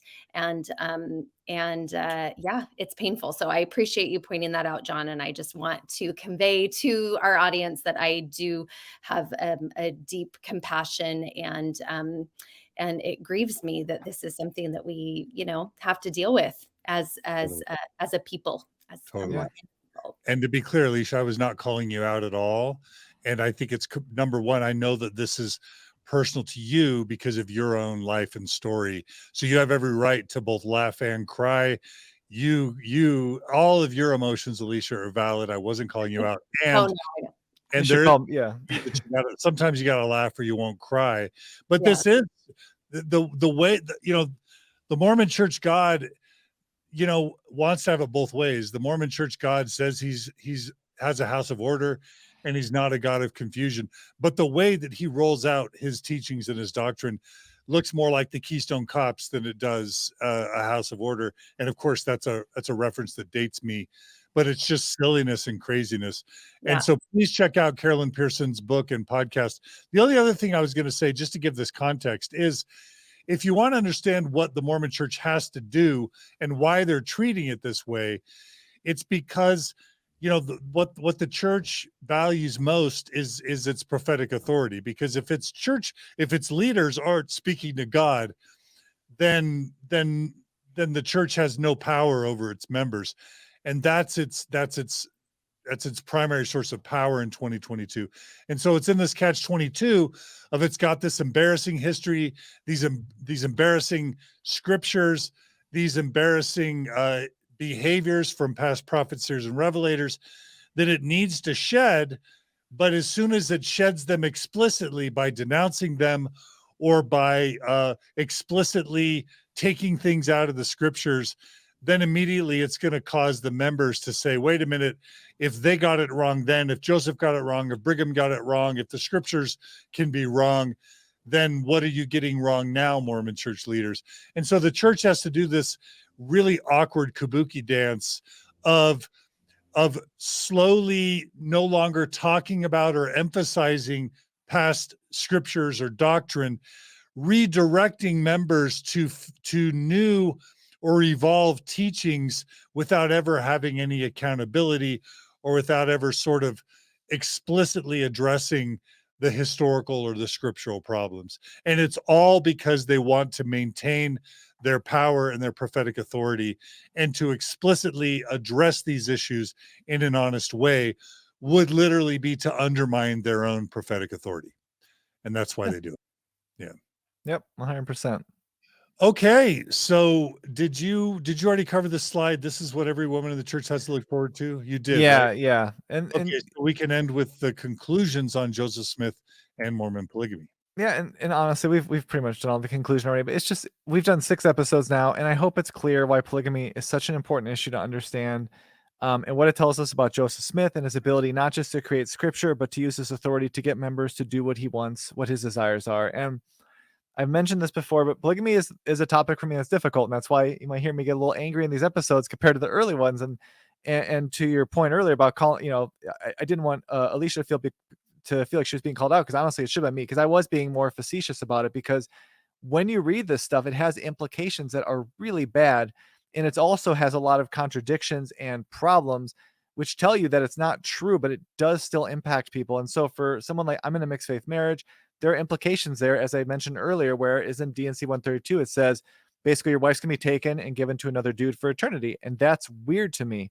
And there are a lot of marriages today where the spouses, depending on which one is believing, which one isn't, they have no idea what their eternity is going to be like, because if you believe this to be from God, this has real world implications. And we also have all of the problems that you guys both just alluded to, where, I've heard people talk about this too, where they say, well, if we get to the eternities and my husband dies first and he takes another wife before I get there, and the other wife is better at sex or better at cooking or is funnier, then all of a sudden he's going to want to spend more time with her. And that's why you have, I always look at it as Joseph Smith created like the ultimate trophy wife system, where he could basically take younger women that he liked and parade. And we hear this from church historians before, where they actually say it was usually the second wife that was treated the best, because that was the one they picked because they wanted to be with them. They wanted to show them off around town. And so there is a competition that's created. And so when God says through Joseph Smith that he's done all of the calculations and this is going to give you the most happiness, the evidence of that has shown that is not true. The essay admits that people had a horrible time with it. And so it just shows that God cannot, if you believe this is from God, does not deliver on the promises he makes. This is not what made people happy. The fact that it had to be taken away 4 years after he said it was everlasting and could not be revoked, it just shows you that if you really want to believe this from God, you have to answer all of these problems that come underneath it. And as we talked about, these have real world implications today that I think everyone has to come to terms with. If you want to still believe in the church, even though you know what you're going to be subjected to, more power to you. But I think the church does a real disservice to members by telling them that this is over, because it is absolutely not over. And the actions of Russell M. Nelson and Dallin H. Oaks in, like I said, marrying two, each having a second wife that is not previously sealed, tells you they believe that this is going to be doctrine for eternity. So if they believe it, and if they're acting and preparing as if it does, why in the world should you believe that it's over? I guess that's where I come down to it at the end. Elisha? Yeah, well, I just want to say I really appreciate all the time that you put into this, Mike. This has been a really great series. It's been a great eye opener for me, just digging into it to prepare. And I think it's just so interesting how we view these situations. You know, you were talking about your particular lens and being in a mixed faith marriage, and how you probably identify with certain characters in this story, and I identify with certain characters of this story. When I read Emma's story, I see my grandmother. When I read the stories of these young girls, I think of my young adult daughter. And, you know, it's just a whole mixture of emotions here. It's painful, it's absurd, you know, it's angering. And I think it's important as we dig into church history and we start to feel all of these emotions that we just really validate ourselves in every bit of it. There's going to be anger, there's going to be frustration, there's going to be regret. And I think that we just have to really be gentle with ourselves and allow ourselves to move through these stories with that grace, and just know that it's going to be it's going to be multifaceted. Beautiful. Thank you, Elisha. Mike, there is one more slide. Do we want to cover that, or have It's we? up to you. I mean, we've kind of covered it. It's more just to say, you know, I've talked about this before, but just look at what Joseph Smith did in the 6 episodes we've covered, and ask yourself, would you believe this is from God if it was another religious leader? Because we've talked about how Joseph is using incorrect Bible references to justify this practice. We've shown that the Gospel Topics essay uses these citations that don't even say what they're saying it says. God never commands Abraham into polygamy. And then, like we talked about in the episodes that we did on the proposals, you know, proposing to girls in vulnerable situations, having them live in his household, making eternal promises if they do it, eternal threats if they don't. What would you say if this is another religious leader? And I think that's one of the hardest things to do, is to stop engaging in special pleading. But for me, when you look at these 6 episodes, if you put any other name besides Warren, or besides Joseph Smith, every member of the church would say, oh yeah, this is like a Warren Jeffs kind of thing, or this is a, you know, David Koresh thing. And it just shows that I think the more we learn about polygamy, the more you start to see the patterns between what Joseph Smith did and what every other, you know, kind of scandalous religious leader did. And I think once you get to that point, you can kind of know whether or not this is from God. All right. Well, Mike, I want to thank you so much for this amazing series, both broadly LDS discussions and specifically, you know, this polygamy series and today's episode. I just have so many people telling me how much this series is meaning to them. So thank you, Mike. Thank you. And the big star for this mini series is Elisha. And thank you so much for taking so much time to do all of these. Everybody has just loved your input, loved your demeanor. So thank you so much. I'm so glad you stuck with us for all these episodes. I really do appreciate it. I appreciate being part of it. I really do feel honored to be on this show, explicitly this series. So thank you both so much. And Elisha already played you the "I Want You Back" clip, so you got to come back. Yeah. All right, you do it. Sounds good. I think everyone watching should send messages to Elisha to let her know that she should come on some more of these episodes, so that we can convince her to come back for some more later on, because she's been such a great input and such a great voice. And like I said, I love the way she approaches it. And I couldn't think of anyone who could have done it better. So thank you so much. Amen. I appreciate that so much, guys. Thank you. And check out Alicia's TikTok channel at Faith Unraveled on TikTok. I do love my TikTok community. We got a big community there. All right. Thanks, guys. And viewers and listeners, again, you can follow this series on Mormon Stories Podcast, wherever you find it, or you can go to the Spotify feed for the LDS discussion series and view or listen to the episode there.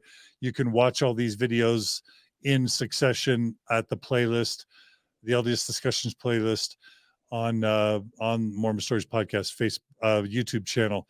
And yeah, we really appreciate your feedback.